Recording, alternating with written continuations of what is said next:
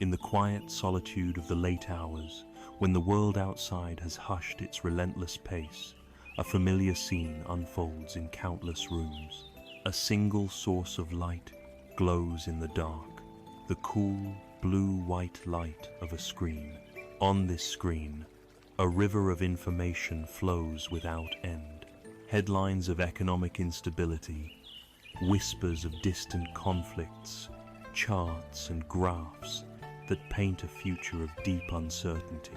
A quick scroll reveals curated images of lives that seem so much more serene, more successful, more complete, each one a silent question mark against our own.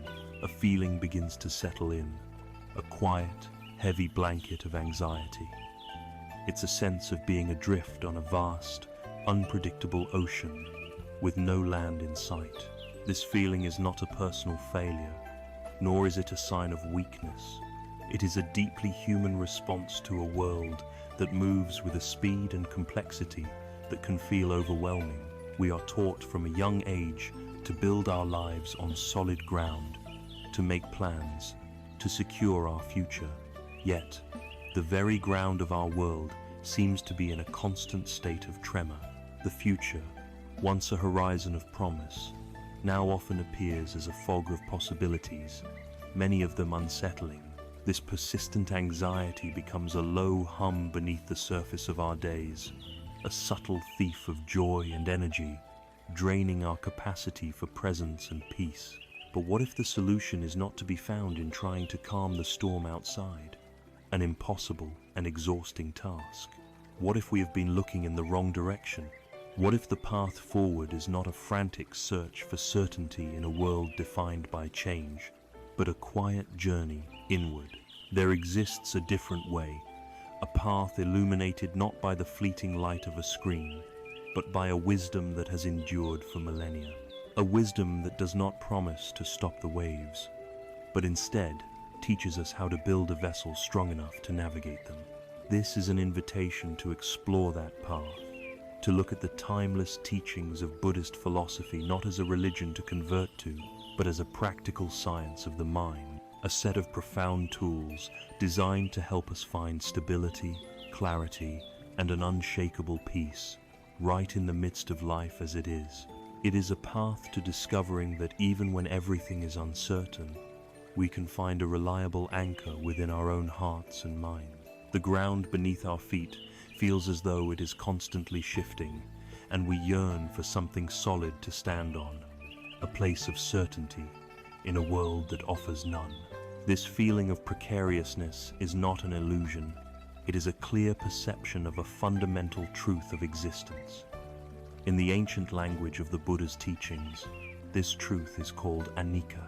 The word is often translated as impermanence, but its meaning is deeper and more dynamic. It points to the universal, unrelenting nature of change, the constant flux that is the very essence of everything that exists. To understand anicca is to take the first, most crucial step away from the panic of uncertainty and toward a profound and resilient peace. It is not a depressing or nihilistic philosophy. It is an honest and liberating encounter with reality as it is. We tend to see the world as a collection of solid, separate things. We see a house, a tree, a body, a relationship, a career. But this is a trick of perception, a snapshot taken of a process that is never still. The universe is not a noun, it is a verb. Nothing is static. The great mountains that seem to be symbols of permanence are, over eons, being ground down by wind and rain. The stars that glitter in the night sky were born from cosmic dust and will one day burn out and die. This law of change governs the grandest celestial cycles, and it governs the most intimate details of our lives. The body you inhabit today is not the same body you had 7 years ago, or even yesterday. Billions of cells have died and been replaced. The thoughts that fill your mind are like clouds passing through the vast sky, appearing from nowhere and vanishing into nothing. Your emotions, whether of joy or sadness or anger or peace, arise like waves on the ocean. They swell and crest, and then they inevitably recede back into the depths. A friendship, a love affair, a sense of identity, a period of happiness, a moment of sorrow. All of these are subject to the same universal law. They arise due to a confluence of conditions. They exist for a time, and when the conditions change, they too will change and pass away. This is not a flaw in the design of life. It is the design itself. Anicca is not a problem to be solved.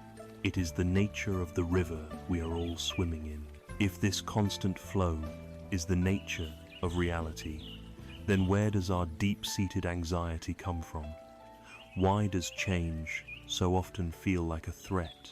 The wisdom of this teaching points to a simple, powerful answer. Our suffering does not arise from the fact of change, but from our resistance to it. The river of life flows on, but we build our houses on the riverbank, and we are shocked and distraught when the waters rise and wash them away. We desperately try to grasp the water in our fists, wanting to hold on to the pleasant moments, the feelings of security, the people we love, forever. We build dams of denial and attachment, hoping to freeze life in a state that we find pleasing. Inevitably, the pressure of reality builds, and our dams crack and break, leading to immense disappointment and pain. At the same time, we push away the things we don't like. We try to build walls to keep out unpleasant feelings, difficult situations, and the reality of aging, sickness, and loss. This pushing away, this aversion, requires tremendous energy and creates a constant state of tension in our minds and bodies. The friction is not between us and the world. It is between our desire for permanence and a universe that is defined by its lack of it. We suffer because we are arguing with reality, and reality always wins. There is a story of a Zen master who would teach his students by drawing a perfect circle in the sand with his staff. One day, a new student saw the circle and was captivated by its flawless form. As they stood there, a gentle breeze began to blow from the sea, and the fine grains of sand that formed the edge of the circle began to shift and blur. The student felt a pang of sadness and said, "Master, the wind is destroying your perfect circle." The master smiled gently and replied, "It is not being destroyed. It is only now becoming perfect." Its beauty was never in its ability to last, but in its willingness to let go. This is the heart of Anicca. The beauty of a sunset is inseparable from the fact that it is fading. The joy of hearing a piece of music is tied to the fact that the notes arise and then disappear into silence. To cling to the sunset is to miss the emergence of the stars. To try and hold on to one note is to destroy the melody. When we begin to understand this, a remarkable shift happens. Instead of being a source of fear, impermanence becomes a gateway to deep appreciation. If this very moment will never come again, it suddenly becomes infinitely precious. The simple act of drinking a cup of tea is no longer a mundane routine. It is a unique, unrepeatable experience. The specific aroma, the warmth of the cup in your hands, the taste on your tongue, this exact constellation of sensations will never be repeated. A conversation with a loved one takes on a new depth when you are aware that you and they are changing, that this moment of connection is a gift. Anicca dismantles the habit of taking life for granted. It encourages you to be fully present, because the present is all that ever truly exists. It moves our life's purpose away from frantic accumulation of things and experiences, which will all change and pass away, and toward a rich and vibrant appreciation of the process itself. So how do we begin to cultivate this wisdom in our own lives? It is not an intellectual exercise alone. It is a practice of seeing. We can begin with the most intimate and reliable process of change we have, our own breath. Simply sit for a few moments and bring your attention to the sensation of breathing. Notice the in-breath as it arises, as the chest and belly expand.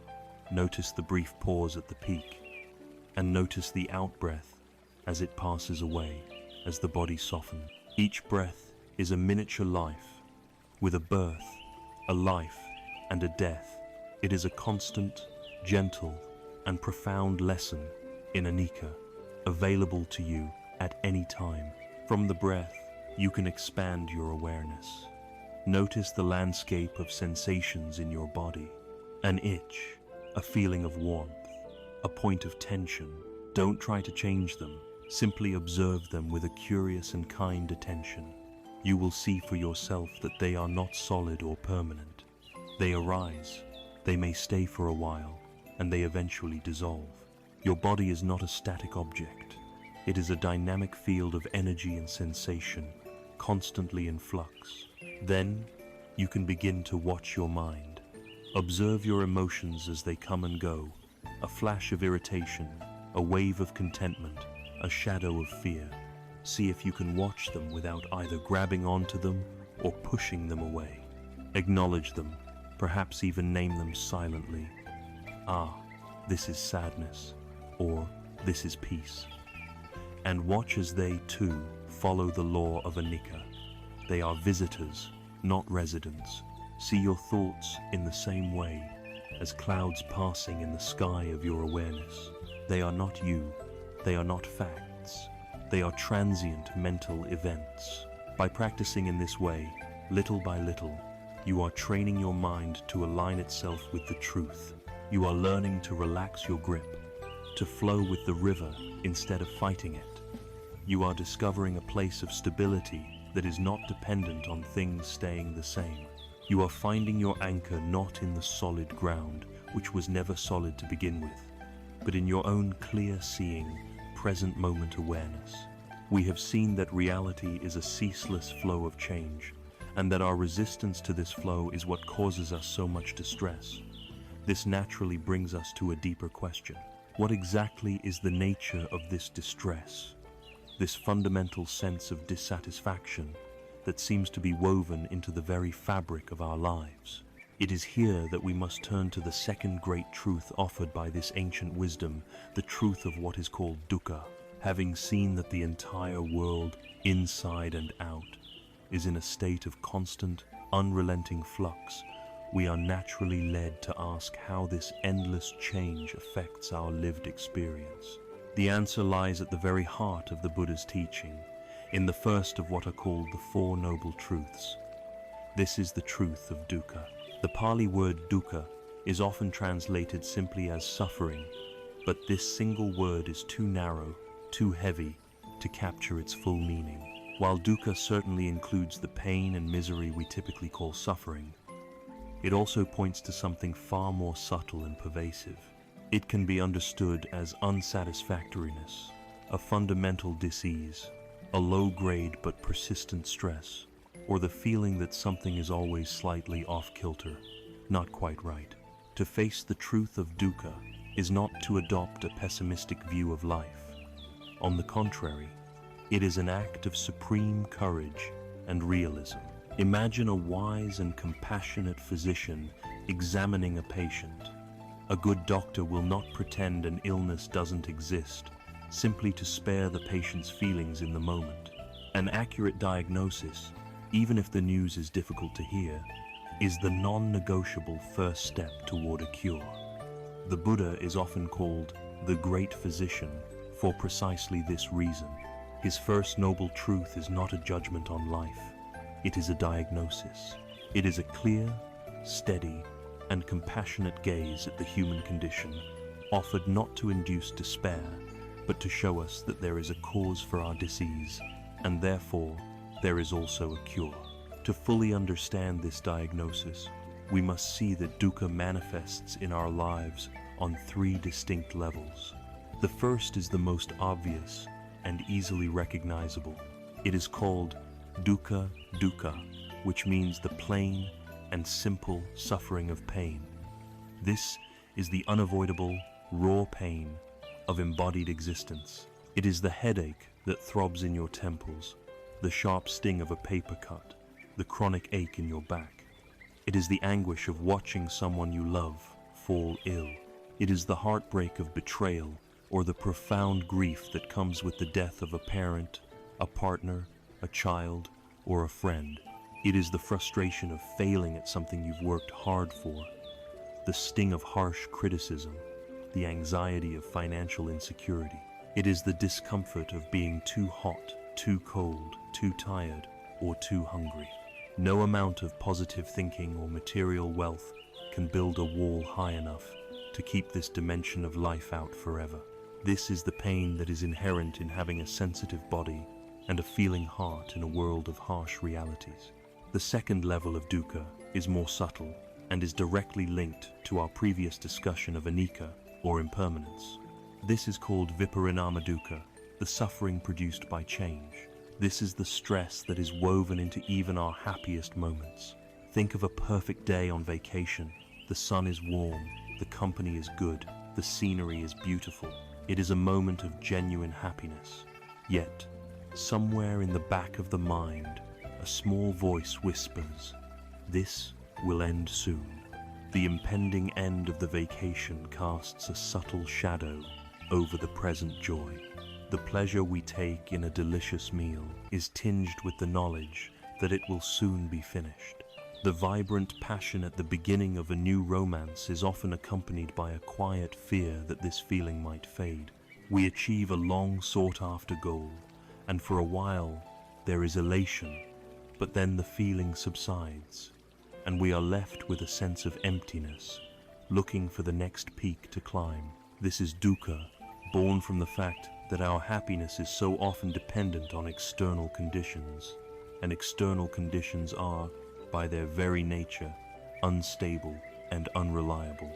The things, people, and states of being we cling to for happiness will inevitably change, and in that change, we find pain. The very source of our pleasure becomes the source of our suffering when it is taken away. The third level is the most profound and often the most difficult to see.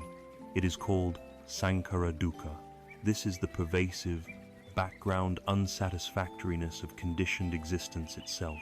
It is the general stress of just being a separate, vulnerable self.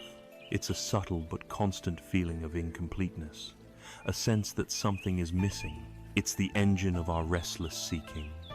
The belief that if we could just get the right job, find the perfect partner, buy the ideal home, or achieve the perfect body, then we would finally be whole. Then this deep-seated feeling of unease would vanish forever.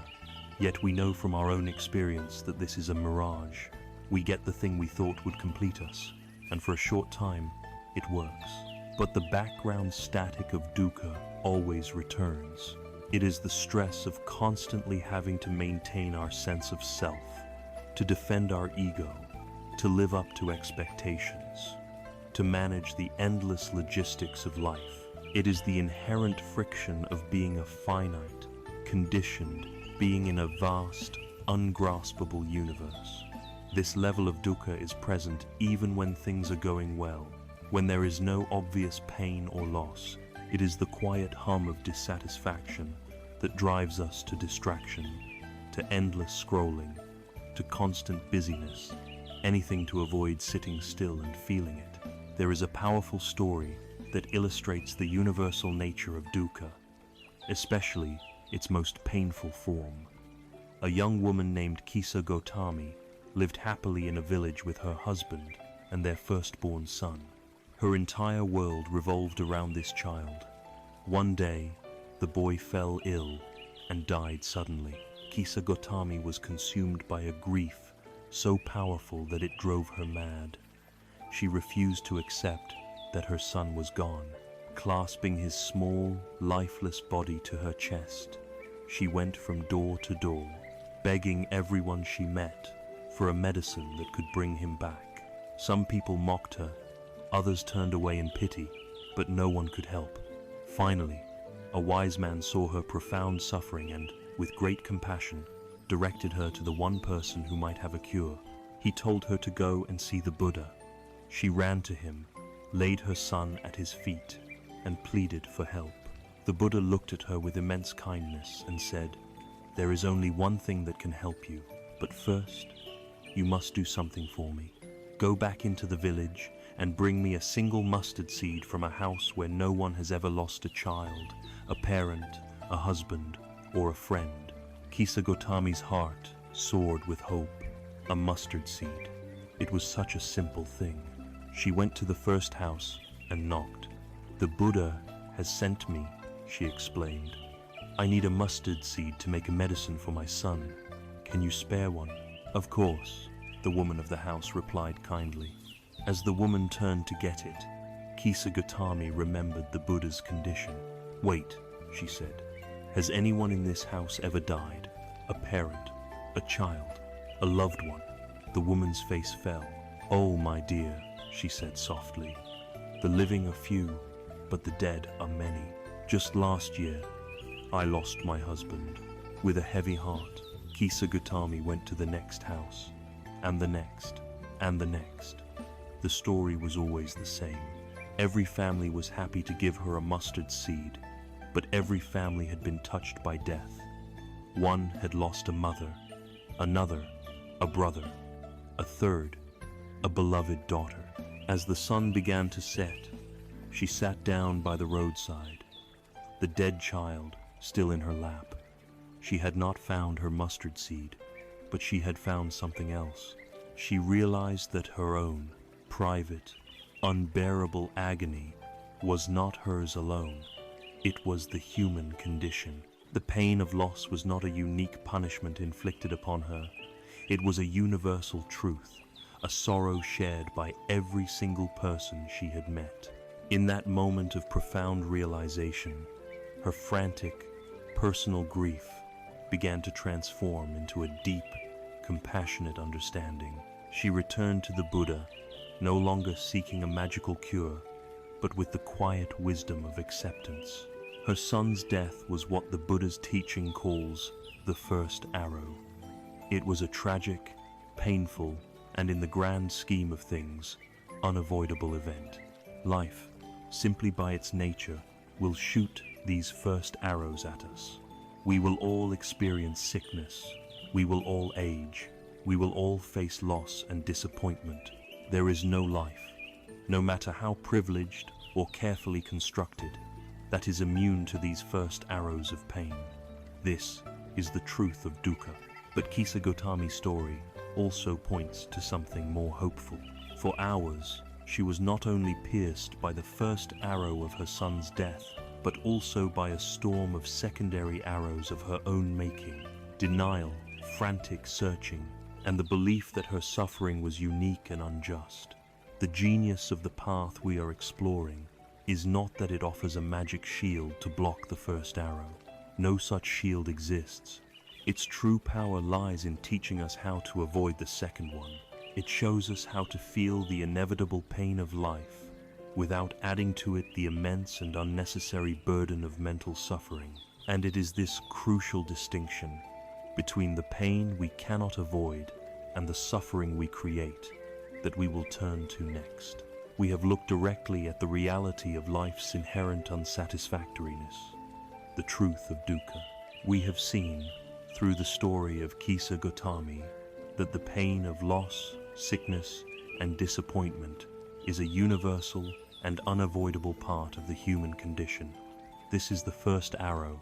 It is the raw, objective event that strikes us from the outside world. But this is where the teaching offers a profound and life-altering insight. The initial pain of the first arrow is rarely the cause of our deepest and most prolonged misery. The bulk of our suffering comes not from the event itself, but from our reaction to it. It comes from what the Buddha called the second arrow, the one we, in our confusion and distress, pick up and plunge into ourselves. The parable is stark in its simplicity. A person is walking through the forest and is struck by an arrow. They feel a sharp, intense pain. This is a misfortune, an unlucky event. Their friends and family would feel compassion for them. But then, imagine that this same person, overwhelmed by the pain and shock of the first arrow, reaches into their own quiver, pulls out a second arrow, and drives it into the very same wound. Now, the pain is not just doubled, it is magnified. It becomes a catastrophe. An observer would no longer just feel compassion, they would be bewildered. Why would anyone do that to themselves? It seems absurd, a self-inflicted madness. Yet, this is precisely what most of us do every single day. We are struck by the first arrows of life, and we immediately follow them with a volley of second, third, and fourth arrows of our own making. Let's bring this ancient metaphor into the reality of our modern lives. The first arrow can be anything. It is the critical email from your boss that lands in your inbox. It is the stock market taking a sudden downturn, affecting your savings. It is an argument with your partner that ends in harsh words. It is the doctor's call with unwelcome news. It is getting stuck in traffic when you are already late. It is seeing an old friend on social media who seems to be succeeding in all the ways you feel you are failing. These events deliver a genuine, immediate sting. There is a jolt of alarm, a pang of disappointment, a flush of anger, a knot of fear in the stomach. This pain is real. It is the unavoidable price of being alive and engaged with the world. The path of wisdom does not ask us to pretend this first arrow doesn't hurt. It does.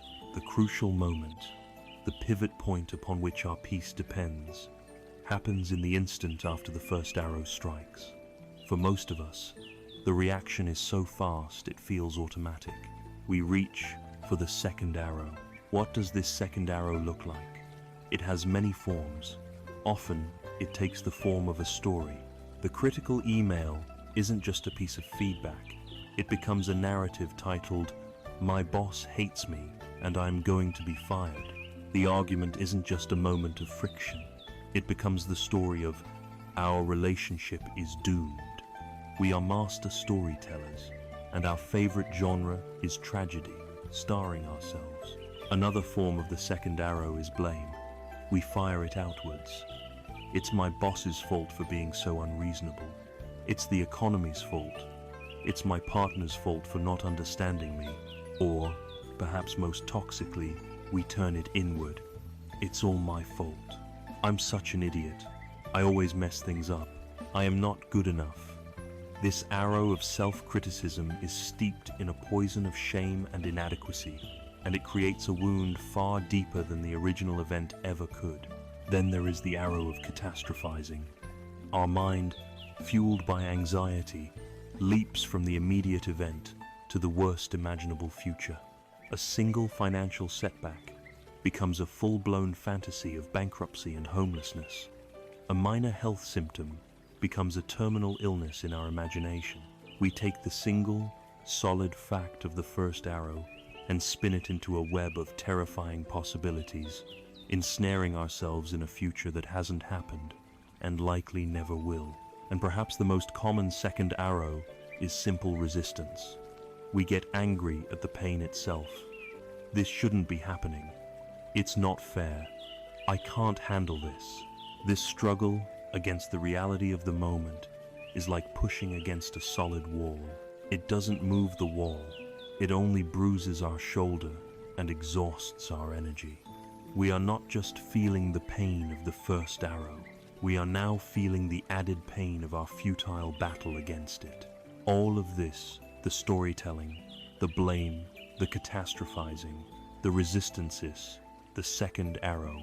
It is the difference between clean, simple pain and the complicated, sticky, and prolonged agony of suffering. The first arrow is what happens to us. The second arrow is what we do to ourselves. Why are we such experts at this form of self-harm? It is not because we are foolish or broken. It is because our minds have been conditioned over a lifetime and over millennia of evolution to react this way. Our ego, our precious sense of a solid and separate me, feels deeply threatened by the first arrow. It takes it personally. A criticism of our work is felt as an attack on our very being. A loss is felt as a diminishing of ourself. The storm of second arrows is the ego's frantic, misguided attempt to regain a sense of control, to make sense of the assault, and to protect its own integrity. It's a survival mechanism gone haywire in a world where the threats are more often to our self-esteem than to our physical safety. The key to liberation, the secret to laying down this weapon, lies in discovering the space between the two arrows. It may seem that the reaction is instantaneous, but with careful attention, we can begin to notice a tiny gap. The first arrow strikes, and for a fraction of a second, there is just a raw, physical sensation. A tightness in the chest, a surge of heat, a hollow feeling in the gut. It is pure energy, pure information, without a story attached. This is the moment of truth. In this space, we have a choice. The habit of a lifetime is to immediately fill that space with the narrative, the blame, the fear. The practice of mindfulness is the practice of learning to rest in that space, even for just a moment. Let's return to the critical email. The first arrow strikes as you read the words. The immediate sensation is a sinking feeling in your stomach. Now, the practice is to simply be with that sensation. Breathe. Acknowledge it without judgment. There is a sinking feeling. There is heat in my face. You are not denying the pain or suppressing it. You are meeting it with courageous, non-judgmental awareness. You are allowing the raw energy of the first arrow to be there without immediately reaching for the second. You are holding your ground in that space between the arrows. When you do this, something remarkable happens. The raw sensation, when met with awareness, will crest and then begin to fade on its own, just like any other wave of energy. You can then choose how to respond to the email from a place of clarity and calm, rather than from a place of panicked reactivity. You have felt the pain, but you have refused to create suffering. This is not easy. It is the work of a lifetime, but it is the most compassionate work we can do for ourselves. The path to peace is not about building a life so perfect that no first arrows ever strike. That is an impossible fantasy. The path is about becoming so wise and self-aware that we lose the desire to shoot the second arrow. To develop this wisdom, we must now look more closely at the tools of our own suffering. We must inspect the bow that launches these arrows of reactivity. What is the force that powers it? What deep-seated tendency in the mind fuels this cycle of pain and reaction? The teachings point to one primary force, a powerful thirst and clinging that drives us relentlessly.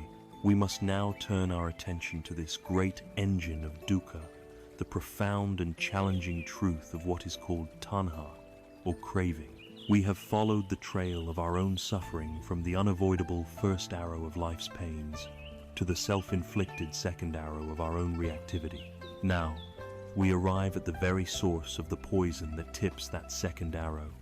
We come to the core diagnosis of the human condition as described in the second noble truth. We come face to face with the engine of our own discontent. The Buddha gave this engine a name, tanha. This ancient word from the Pali language is often translated as craving or desire, but its essence is more akin to a profound and relentless thirst. It is not a simple wanting of things, but a deep, driving, and often unconscious force that propels us through life in a state of perpetual seeking. It is the fundamental itch of the heart that we are always trying to scratch. To understand tanha is to hold the key to understanding why we suffer, and to begin the work of gently, patiently, setting ourselves free. Imagine trying to quench your thirst by drinking salt water. For a fleeting moment, the coolness might feel like relief, but almost immediately, the salt makes the underlying thirst even more intense, more agonizing. You are driven to drink more, which in turn makes you even thirstier, trapping you in a cycle of escalating torment. This is the perfect metaphor for tanha. It promises satisfaction but only delivers more thirst. It is the restless energy within us that whispers, "If only I had that, then I would be happy." If only this feeling would go away, then I would be at peace. It is the background hum of insufficiency, the feeling that we are not quite whole, that something is missing. The Buddha, as the great physician, did not identify this thirst as a moral failing or a sin. He saw it as a deeply conditioned aspect of human consciousness, a natural but misguided response to the uncertainty of life. His purpose was not to condemn us for our thirst, but to show us its nature so we could find a different way to relate to it. This fundamental thirst, this tanha, manifests in three distinct ways. The first and most recognizable is kama tanha, the craving for sense pleasures. This is the thirst for agreeable experiences that come through our six senses: pleasant sights, beautiful sounds, delicious tastes, fragrant smells, enjoyable physical sensations, and even pleasant thoughts and ideas. Our entire modern consumer culture is a colossal monument to kama tanha. It is a sophisticated, multi-billion-dollar machine designed to constantly stimulate this thirst and then promise to quench it with the next product, the next experience, the next upgrade. Advertising doesn't just sell us things, it sells us the fleeting relief from the itch of wanting. The endless scroll on our social media feeds is a direct line into this system, a conveyor belt of curated images of perfect food, exotic vacations, and beautiful bodies, all designed to make us feel a sense of lack and to ignite the craving for more, better, and different. We chase these pleasures, and when we catch them, the satisfaction is real, but it is also profoundly temporary. The new phone becomes old, the delicious meal ends, the vacation becomes a memory, and the underlying thirst remains, already searching for its next object. The second form of this thirst is more subtle, but arguably more powerful. It is bhava tanha, the craving to be, or the craving for existence. This is not just the basic survival instinct. It is the deep psychological drive to become someone, to solidify our identity, to carve out a permanent and stable sense of me in a world of constant flux. It is the craving for status, for reputation, for recognition. It is the desire to be seen as smart, or successful, or righteous, or artistic. Social media has become the ultimate playground for bhava tanha. We are not just people anymore. We are personal brands.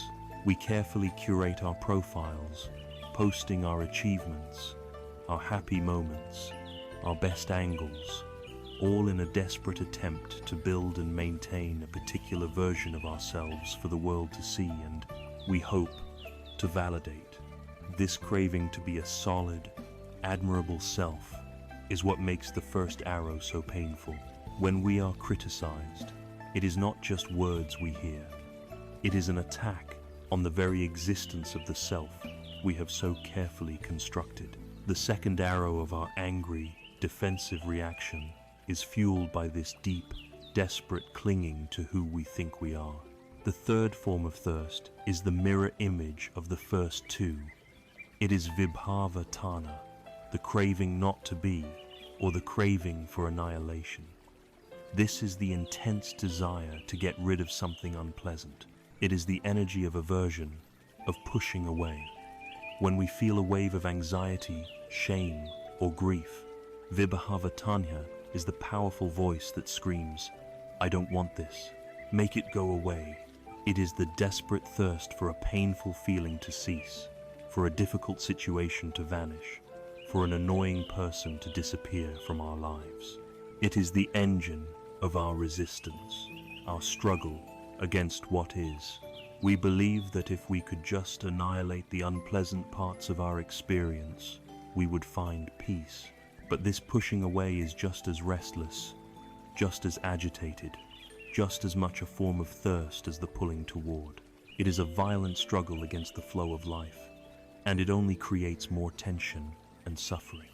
This craving to get rid of things is the energy that powers our anger, our hatred, and our fear. It is the force that makes us shoot the second arrow of resistance when the first arrow of pain has already struck.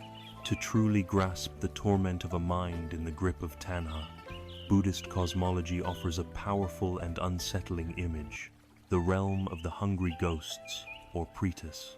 These are beings depicted with enormous, bloated stomachs, representing their vast, insatiable desires. Yet, they have necks as thin as a needle and mouths no larger than a pinhole. They are eternally surrounded by mountains of delicious food and rivers of pure, cool water, but they can never consume enough to satisfy their agonizing hunger or quench their burning thirst. Any tiny drop or crumb they manage to swallow only turns to fire and acid in their vast, empty bellies. The hungry ghost is not a creature in a faraway hell.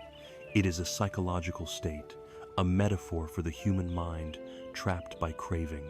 We have all been citizens of this realm. It is the state we are in when we endlessly binge-watch a series, scroll through our phones for hours, or compulsively shop online, always seeking the next hit, the next distraction, but feeling ever more empty, ever more dissatisfied.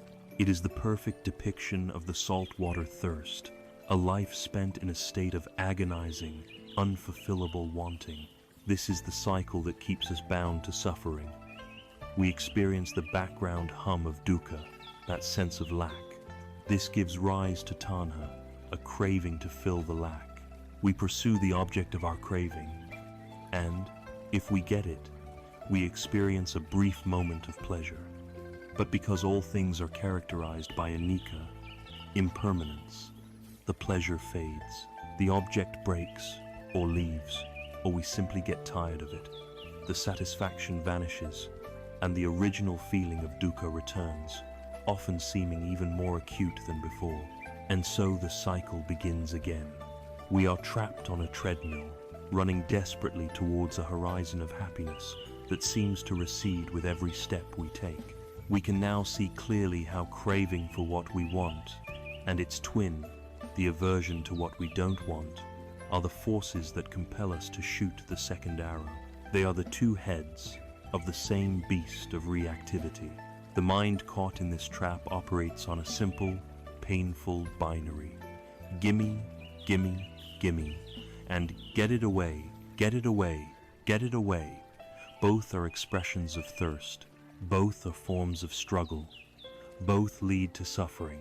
To continue our journey toward understanding the full landscape of our inner world, we must now turn our full attention to this other face of tanha, the powerful energy of pushing away, the force of aversion and ill will known in the teachings as dvesha.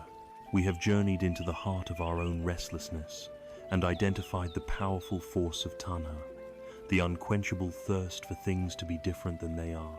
We have seen how this craving, this pulling towards pleasant experiences and a stable sense of self, creates a cycle of dissatisfaction.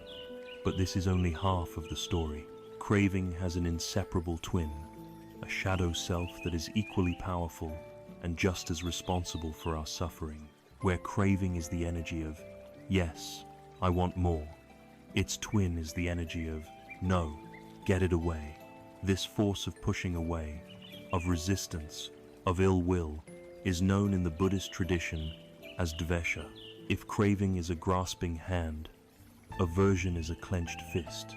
They are the two primary strategies of a mind that has not yet found peace. And to understand dvesha is to understand the architecture of the invisible walls that imprison us. Dvesha is the raw energy of rejection. It is the immediate, visceral contraction we feel in the face of something we perceive as unpleasant or threatening. When we are stuck in traffic, the rising irritation and anger is dvesha. When we feel physical pain, the mental strain of wanting it to stop is dvesha. When we encounter a person whose opinions we find offensive, the hardening in our heart and the closing of our mind is dvesha. It is the mind's powerful, insistent no to reality. This force manifests in a vast spectrum of emotions, from the mildest irritation to the most violent hatred. It is the sharp tongue of criticism, the cold silence of resentment, the bitter taste of jealousy, and the self-righteous fire of indignation. It is the cynicism that masquerades as intelligence, and the judgment that feels like a protective shield. In our modern, turbulent world, Dvesha has found fertile ground. We are increasingly sorted into ideological tribes, and our media often feeds us a steady diet of outrage, encouraging us to feel anger and contempt for those on the other side. We build invisible walls between us and them. We see those with different political views, not as human beings with their own complex histories and fears, but as one-dimensional caricatures, objects of our aversion. We direct our anger at vast, impersonal systems, the government, the economy, the culture, and feel a sense of powerless frustration. The result is a society simmering with stress, division, and a pervasive lack of goodwill. Perhaps the most tragic form of Dvesha, however, is the one we direct inward, the harsh inner critic, the voice that constantly tells us we are not good enough, not smart enough, not worthy of love, is the voice of Dvesha. When we look in the mirror and feel disgust, when we replay a past mistake and flood our own system with the poison of shame, we are practicing aversion against ourselves. We become our own worst enemy. The great tragedy of Dvesha is that its primary victim is always the one who wields it. The Buddha used a powerful metaphor to illustrate this. He said that holding on to anger is like grasping a hot coal with the intent of throwing it at someone else. You are the one who gets burned first. Think of the physical reality of anger. The jaw clenches, the muscles tighten, the heart rate increases, and stress hormones like cortisol and adrenaline flood our system. We are literally poisoning ourselves in the hope of harming another. The person at whom our anger is directed might be miles away, completely unaware of our turmoil. But we are right here, marinating in the toxicity of our own mind state. The resentment we hold for someone who wronged us years ago doesn't punish them. It punishes us, forcing us to carry the heavy, painful weight of the past into every new moment. There is a profound story that demonstrates a wiser way to meet this energy. One day, a man, known for his angry temperament, came to confront the Buddha. He stood before him and unleashed a torrent of the most vile and hateful insults he could muster. The Buddha did not flinch. He simply sat in silence, with an air of perfect calm, and listened patiently until the man had exhausted his rage. When the tirade was over, the Buddha looked at him kindly and asked a simple question. "My friend," he said, "if you buy a gift for someone and that person does not accept your gift, to whom does the gift then belong?" The man was taken aback by the unexpected question. He thought for a moment and replied, "Well, if they don't accept it, then it would still belong to me." The Buddha smiled his gentle smile. "Exactly so," he said. "Today, you have offered me the gift of your anger and your insults, but I decline to accept it. It remains with you." This story is a masterclass in emotional freedom. The Buddha demonstrates that we are not obligated to take on the negativity of others. When someone directs their anger at us, it is their hot coal. We have a choice. We can choose to pick it up, to get angry in return, to defend our ego, to launch a counterattack. In doing so, we ensure that everyone gets burned. Or we can do what the Buddha did. We can let the coal lie where it is. We can refuse the gift. This is not weakness. It is a sign of immense strength and wisdom. It is the understanding that our inner peace is too precious to be handed over to the whims of another person's anger. It breaks the cycle of reactivity. Aversion, in all its forms, builds a prison around us. The bars of this prison are forged from our own judgments and fears. When we harbor ill will towards a person, they come to live in our minds, rent-free. We waste precious mental energy replaying past arguments, and imagining future confrontations. Our world shrinks. We start to avoid certain places, certain people, certain topics of conversation, all in an effort to avoid triggering the unpleasant feeling of dvesha. We become less flexible, less open, less free. We are living in a fortress of our own making, but a fortress is also a jail. The path to liberation is a path of dismantling these walls, of learning to meet the world with an open, courageous heart, rather than a clenched fist. The ultimate antidote to dvesha is the cultivation of its opposite qualities, loving, kindness, and compassion. This does not mean we must pretend to like people or situations that are genuinely harmful or unjust. It means learning to see with wisdom. It means understanding that the person who is acting out of hatred is themselves caught in a state of profound suffering. Their anger is their hot coal, and it is burning them. Seeing this allows a space for compassion to arise, not condoning the action, but recognizing the suffering that fuels it.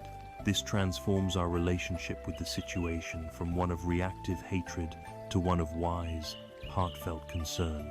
We have now examined the two great reactive forces that keep us trapped in the cycle of suffering: tanha, the pulling toward, the thirst for what we want, and dvesha, the pushing away, the aversion to what we don't want. We see them as two sides of the same coin, two heads of the same beast. But this leads to a deeper, more fundamental question. Why is the mind caught in this painful duality in the first place? Why do we constantly grasp and push?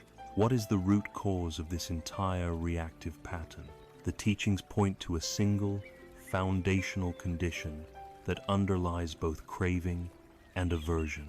It is a fundamental blindness, a deep-seated misperception of reality, a fog that prevents us from seeing things as they truly are. This primordial root of all our suffering is known as avidya, or ignorance. It is into this foundational darkness that we must now direct the light of our inquiry. We have journeyed deep into the territory of the mind, following the tracks of our own unhappiness. We have seen that our suffering, our dukkha, is not random. It is triggered by the first arrow of life's unavoidable pains, but it is truly created by the second arrow of our own reactivity. We then uncovered the engine of that reactivity, the twin forces of tanha, the thirst of craving, and dvesha, the resistance of aversion. We are caught in a painful push and pull, a constant state of wanting and not wanting. This leads us to the final, most fundamental question: why? Why is the mind caught in this binary trap? What is the ultimate root of this entire cycle of suffering? The answer lies in the third of what are called the three poisons, the very foundation upon which craving and aversion are built. The answer is a single, profound concept: avidya. This Pali word, avidya, is often translated as ignorance, but this translation can be misleading. It does not mean ignorance in the ordinary sense of being uneducated, stupid, or lacking information. A person can have multiple PhDs, be able to recall vast amounts of data, and still be completely submerged in avidya.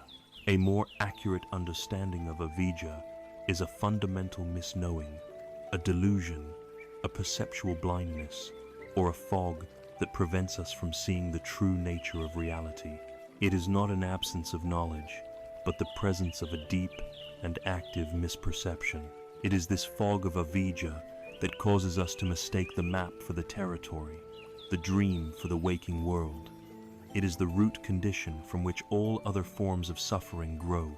This fundamental ignorance distorts our perception of reality in three crucial ways. First, it causes us to see what is impermanent as permanent. We live our lives with a tacit assumption of stability. We treat our bodies, our possessions, our relationships, and our careers as if they are solid, reliable fixtures. We build our sense of security upon them. Because of this deep-seated misperception, we are then shocked, frightened, and filled with grief when the law of anicca, or impermanence, inevitably asserts itself. Our bodies get sick and age. Our possessions break or are lost. Our relationships change. Our suffering in the face of change is a direct result of our ignorant belief that things should have remained the same. Second, avijja causes us to see what is inherently unsatisfactory as a source of lasting satisfaction. We chase after wealth, status, sensory pleasures, and romantic ideals, firmly believing that achieving them will finally bring us a state of enduring happiness and peace. This is the delusion that fuels tanha, the thirst of craving. We are like a person in a desert, chasing a mirage of an oasis. The closer we get, the more it recedes, because it was never really there to begin with. We mistake the temporary pleasure of a satisfied craving for true well-being, and so we remain trapped on the treadmill of wanting, always seeking the next hit of pleasure to mask the underlying hum of dukkha. The third and most profound distortion, the very heart of avijja, is that it causes us to perceive what is non-self as a solid, independent, continuous self. We have a powerful, gut-level conviction that deep inside of us, behind our eyes and between our ears, there lives a central commander, an enduring I that is the owner of our thoughts, the feeler of our feelings, and the experiencer of our life. We believe in a permanent soul or ego that is the core of our being. This belief in a separate, independent self is the central pillar of the entire structure of suffering. It is this I that feels threatened. It is this I that needs to be protected, defended, and enhanced at all costs. It is for the sake of this I that we crave pleasure and prestige, and for the sake of this I that we feel aversion and hatred towards anything that seems to diminish it. This illusory self is the protagonist in every story of our suffering.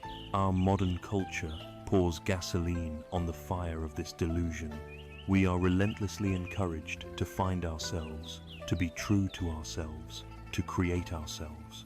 The concept of the personal brand is the ultimate project of avijjati, meticulous construction and promotion of a fictional entity, which we then have to defend from criticism and failure. This intense focus on the individual self creates a profound sense of isolation. If we are all fundamentally separate, self-contained units, then we are adrift in the universe, in competition with 7 billion other separate selves for a limited supply of happiness and validation. Fear becomes our constant companion, because this precious I that we have worked so hard to build is fragile and mortal, constantly vulnerable to harm, loss, and its ultimate annihilation at death. There is a classic parable that perfectly illustrates the nature of avijja and its relationship to fear. A man is walking home along a country path at dusk. The light is dim, and his mind is preoccupied with the worries of the day. Suddenly, he steps on something on the path that is thick, soft, and coiled. A jolt of pure terror shoots through his body. His heart pounds, and a cold sweat breaks out on his brow. In the fog of the twilight, his mind instantly leaps to a conclusion. Snake. All the fear, all the stories, all the imagined pain of a venomous snake bite become his reality in that moment. His suffering is completely, 100% real. He is paralyzed with fear. Just then, another traveler comes along the path carrying a lantern. Seeing the man frozen in terror, the traveler shines the bright light of the lantern down onto the path. In the clear light, the man sees the object at his feet for what it truly is. It is not a snake. It is simply a thick piece of coiled rope that another villager must have dropped. This story is a perfect map of our condition. The rope is reality as it is interconnected, impermanent, and selfless. The dim twilight is the fog of avijja, our ordinary, deluded state of mind. The snake is the fearful projection. Our mind creates a world of solid threats and a solid self that can be threatened. The man's very real terror is our dukkha, our suffering. And the lantern? The lantern is prajna, or wisdom, the clear seeing that dispels the illusion. The most important part of the story is what happens when the light shines. The man doesn't have to fight the snake, kill the snake, or run from the snake. The moment the light reveals the rope, the snake simply vanishes because it was never there to begin with. The fear evaporates instantly because its cause, the misperception, has been removed. Freedom from the fear of the snake comes not from becoming a better snake fighter, but from seeing that there is only a rope. This is the promise of the path of awakening. It is not about fighting our ego or destroying ourself. It is about shining the light of awareness so brightly that the illusion of the separate, solid self is seen for what it is, a mental projection. Wisdom, or prajna, is the light of that lantern. It is the direct, experiential seeing of reality as it is, unfiltered by our hopes and fears. It is the piercing of the fog of avijja. With this understanding, our diagnosis is now complete. We have seen the illness, dukkha, the pervasive unsatisfactoriness of a life lived in confusion. And we have seen its deep and layered causes, the surface symptoms of craving, tanha, and aversion, dvesha, born from the underlying disease, the root infection of ignorance, avijja. We have fulfilled the first two of the Four Noble Truths.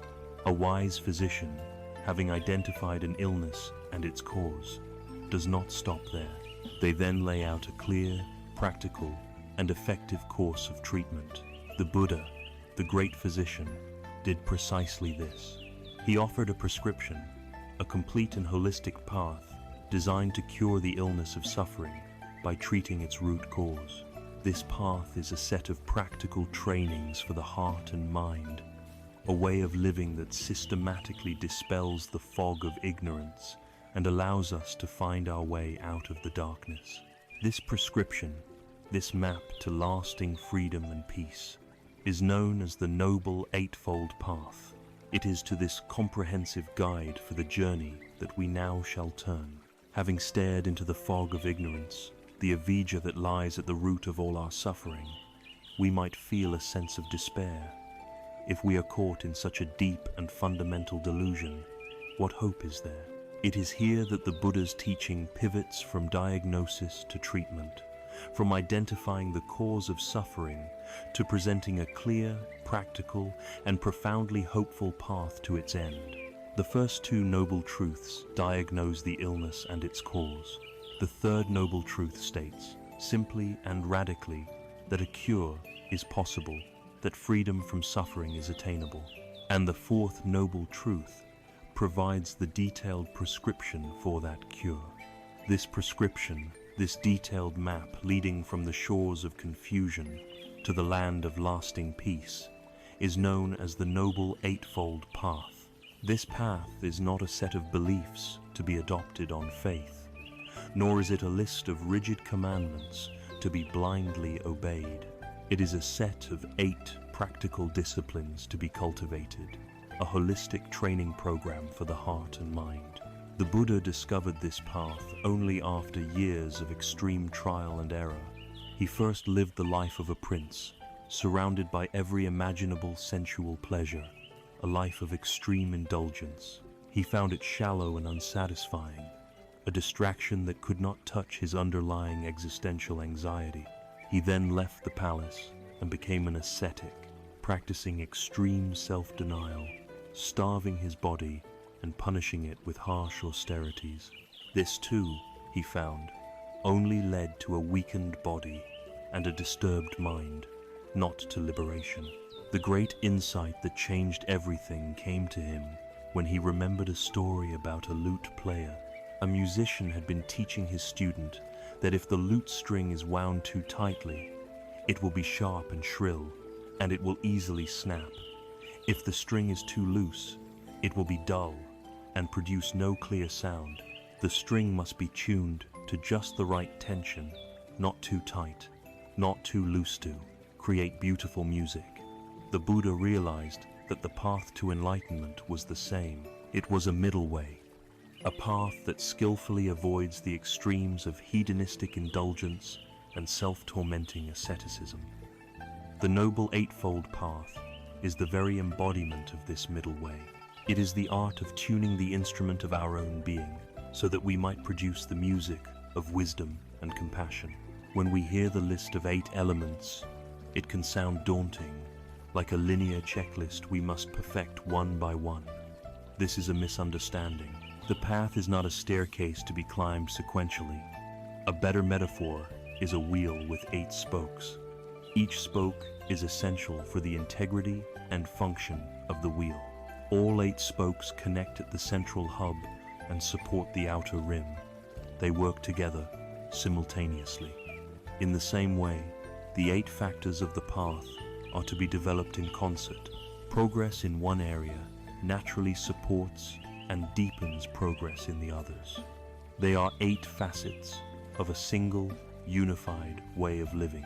To make this holistic path easier to understand, it is traditionally grouped into 3 fundamental trainings. These are known as the threefold training of wisdom, ethical conduct, and mental discipline. The first training is wisdom, or prajna. This is the cognitive and intellectual aspect of the path. It is about developing a clear understanding of the nature of reality and cultivating the motivation that will guide our journey. It is the steering wheel of our vehicle, ensuring we are headed in the right direction. This training consists of 2 path factors, right view and right intention. The second training is ethical conduct, or sila. This is the practical application of wisdom in our daily lives. It governs how we act in the world, how we use our speech and our bodies, and how we engage with society. It is the foundation of a peaceful mind, because an agitated conscience cannot find stillness.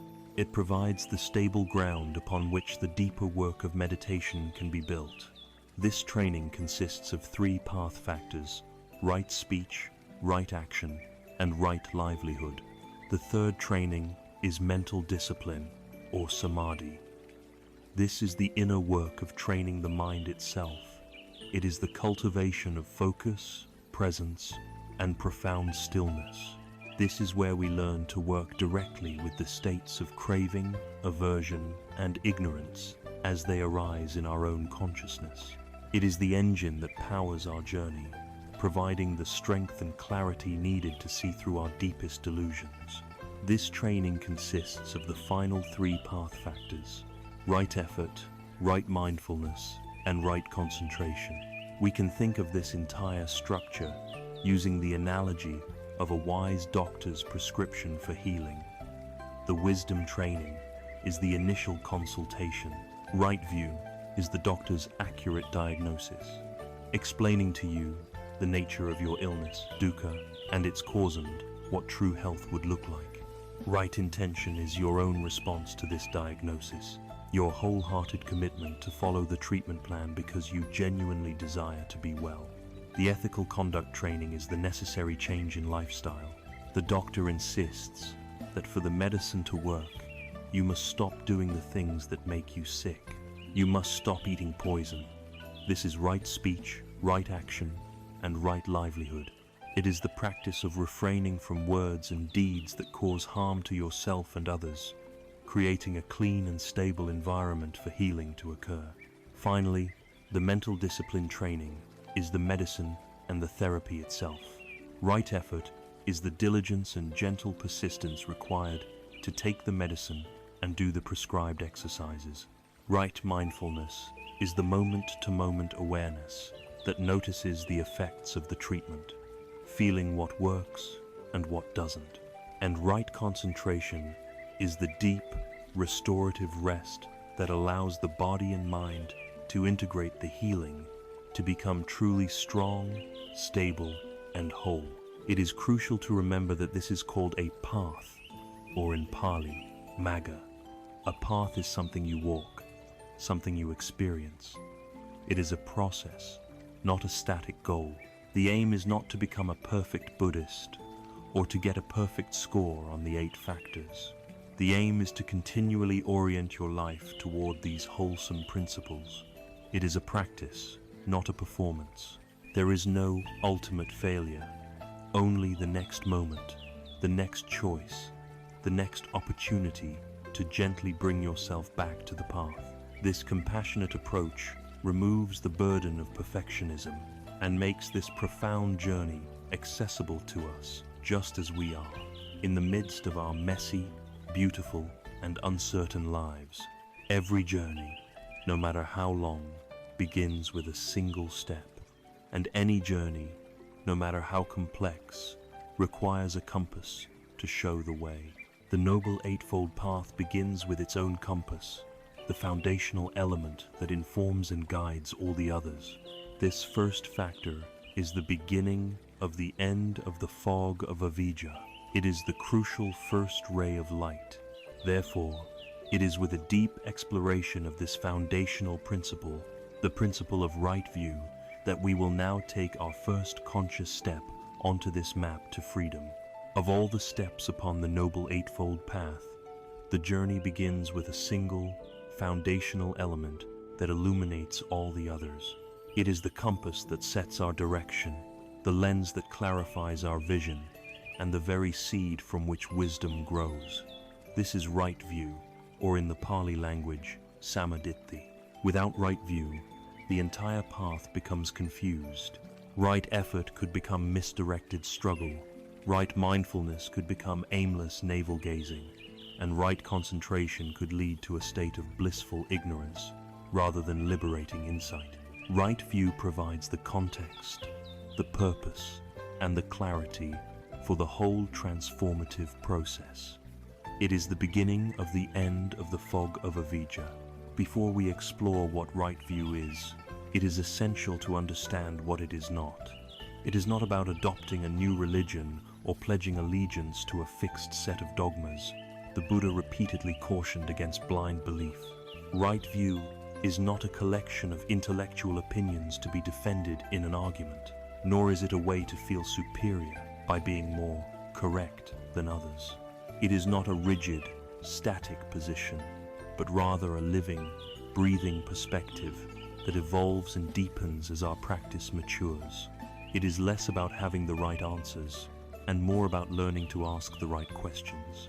Right view can be understood as operating on 2 distinct but related levels.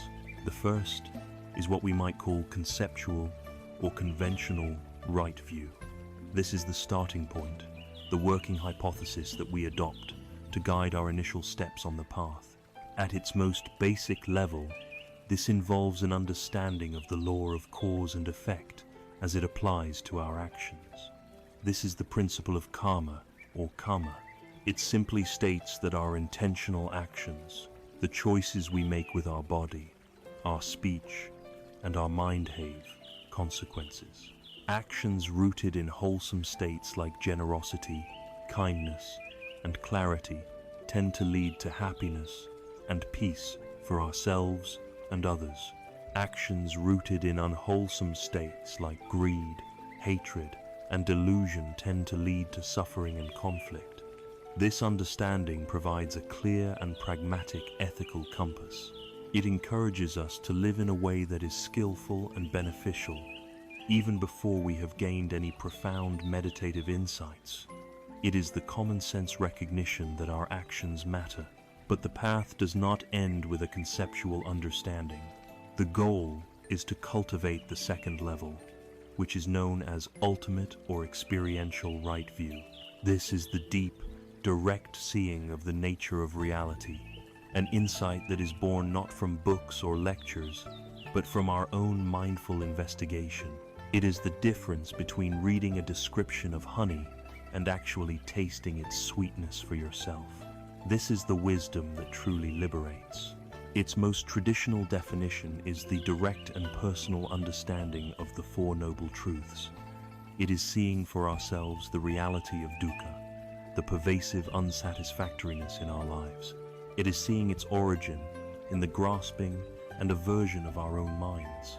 It is realizing the genuine possibility of its cessation, and it is understanding that the Noble Eightfold Path is the practical method for achieving that freedom. To cultivate right view is to learn to see our entire life through this wise and compassionate diagnostic framework. There is a famous Indian parable that beautifully illustrates the difference between our ordinary, limited view and the holistic perspective of right view. The story tells of a king who assembled a group of men who had been blind from birth. He then had an elephant brought before them and asked each one to describe the creature. The first man reached out and touched the elephant's thick, sturdy leg. "I see," he declared. "An elephant is like a mighty pillar." The second man happened to grasp the elephant's tail. "No," he argued. "An elephant is like a piece of rope with a frayed end." A third man touched the animal's broad, solid side. "You are both wrong," he said with conviction. "An elephant is like a high, solid wall." Another felt the swinging trunk and proclaimed that an elephant was like a thick snake. The one who touched the tusk insisted it was like a spear, and the one who felt the ear was certain it was like a large, leathery fan. Because each man was convinced that his own partial experience represented the whole truth, they soon fell into a furious argument, unable to agree on the nature of the elephant. In this parable, we are the blind men, living in the state of our ordinary, conditioned consciousness. The individual parts of the elephant are our own limited, biased, and partial views of reality. We grasp one small piece of the truthen political ideology, a religious belief, a personal opinion, and we mistake it for the entire picture. The fierce argument that erupts among the men is a perfect metaphor for the conflict, strife, and suffering that arises in our world and in our own hearts when we cling rigidly to our limited perspectives. The elephant, in its entirety, is reality as it truly is. Right view, then, is the development of the ability to see the whole elephant. It is the wisdom that understands how all the different, seemingly contradictory parts fit together into a larger, coherent whole. It is the move from a fragmented, dogmatic view to a holistic, compassionate, and wise perspective. This ancient parable has never been more relevant than it is today. In our age of information overload and digital division, we are inundated with a constant stream of news, opinions, and propaganda, much of it designed to trigger our fear and anger. We retreat into echo chambers, consuming only the information that confirms our existing biases. We develop a deep aversion to those who hold different views, seeing them as not just wrong, but as ignorant or evil. We become like the blind men, shouting about our part of the elephant, completely unable to listen to or comprehend the experience of others. Cultivating right view is the antidote to this modern sickness. It is an inner training in clarity. It encourages us to hold our own views more lightly, to question our certainties, and to examine the quality of our views. We learn to ask, does holding this view lead to more peace, openness, and compassion in my heart? Or does it lead to more agitation, anger, and separation? The answer to that question tells us whether we are on the path of wisdom or the path of ignorance. Crucially, right view is not a one-time achievement. It is a process, a gradual unfolding. The conceptual view of karma and the Four Noble Truths provides the initial orientation. It is the raft we build to cross the river. Then, as we practice the other elements of the path, especially mindfulness, our direct experience begins to water the seed of this view.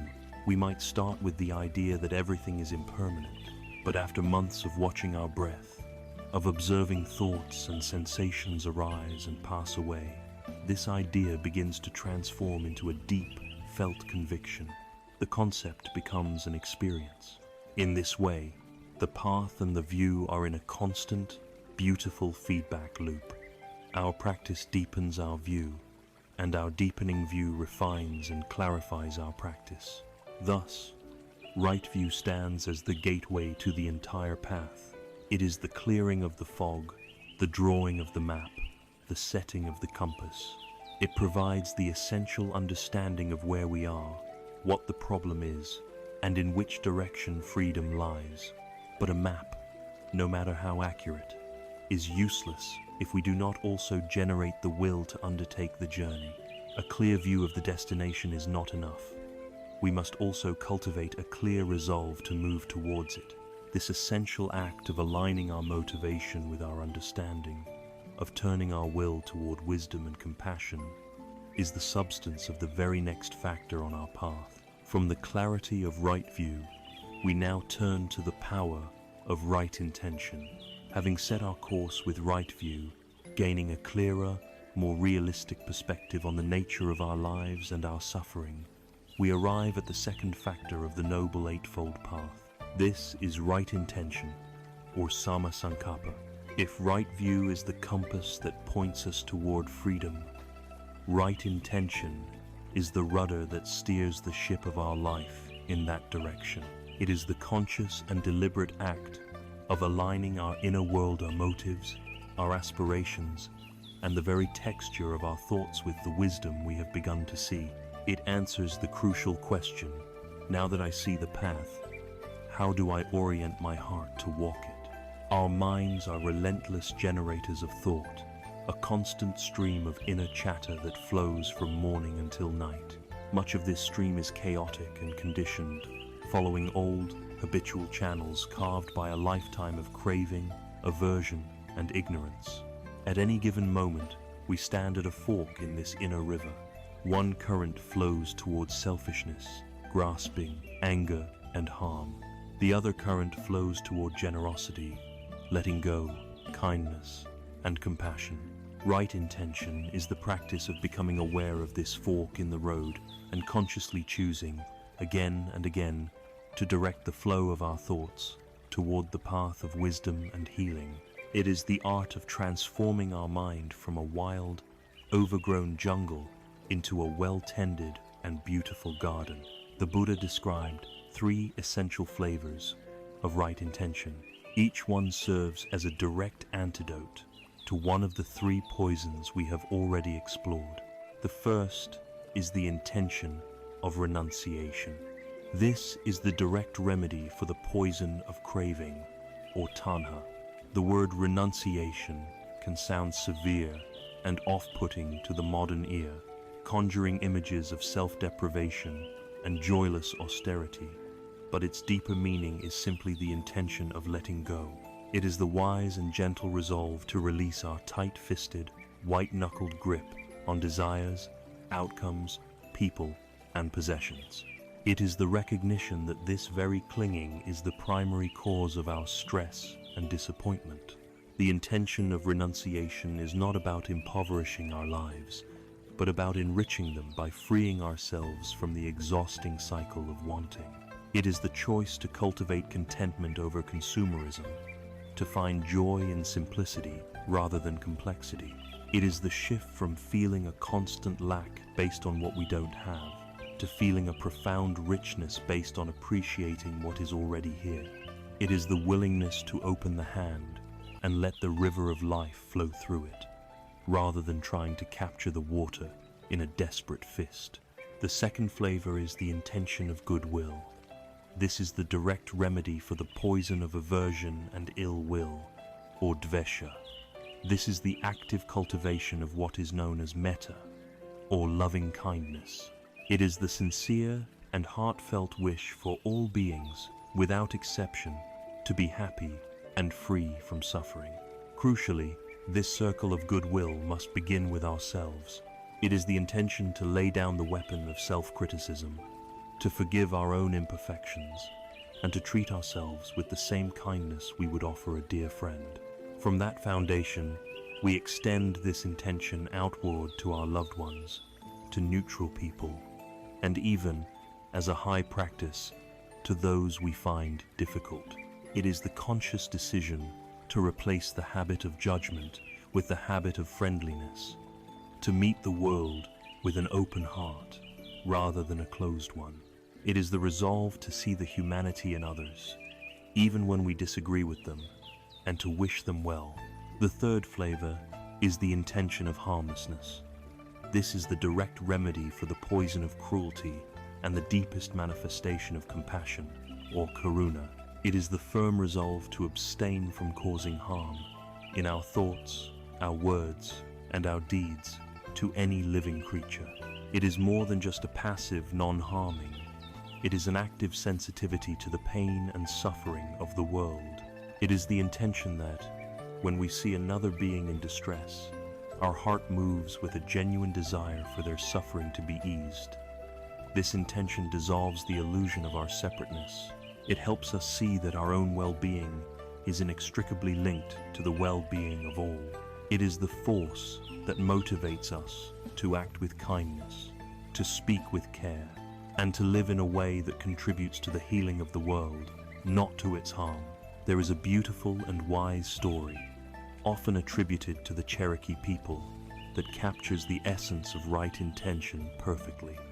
An elder is teaching his grandson about life. He says, "A great fight is going on inside me. It is a terrible fight between two wolves. One wolf is evil. He is anger, envy, greed, arrogance, resentment, and ego. The other wolf is good. He is joy, peace, love, hope, kindness, compassion, and humility." The grandson thinks about this for a moment and then asks, "Grandfather, which wolf will win the fight?" The old man simply replies, "The one you feed." This story is a profound teaching on the nature of the mind. The two wolves live inside each of us. The unwholesome, reactive, and selfish thoughts are the evil wolf. The wholesome, wise, and compassionate thoughts are the good wolf. We may not have complete control over when the evil wolf shows up. A flash of anger or a pang of jealousy can arise in an instant, but we always have a choice about which wolf we are going to feed. Our attention, our energy, our conscious thoughts are the food. Right intention is the practice of deliberately and consistently feeding the wolf of peace, love, and compassion. We can think of this as tending the garden of the mind. The weeds of anger, greed, and delusion will inevitably sprout. The practice is not to violently tear them out, which can often disturb the soil and make them grow back stronger. Instead, the skillful gardener does two things. First, they mindfully acknowledge the weeds when they appear. There is a thought of judgment. Second, they dedicate their time and energy to watering and nurturing the flowers and vegetables they actually want to grow. They consciously cultivate thoughts of kindness, generosity, and clarity. Over time, as these wholesome plants become stronger and healthier, their leaves spread out, taking up more sunlight and leaving less room for the weeds, which naturally begin to wither from lack of nourishment. The starting point for this entire practice is simple, though not always easy. It is the practice of noticing. We cannot choose which wolf to feed if we are not even aware that a fight is happening. We must first learn to sit by the river of our own mind and simply watch what flows by. Through mindfulness, we can begin to recognize the quality of our thoughts without immediately getting swept away by them. We can learn to say, "There is the wolf of anger," or "There is the wolf of kindness." This simple act of noticing creates a moment of space, a pause.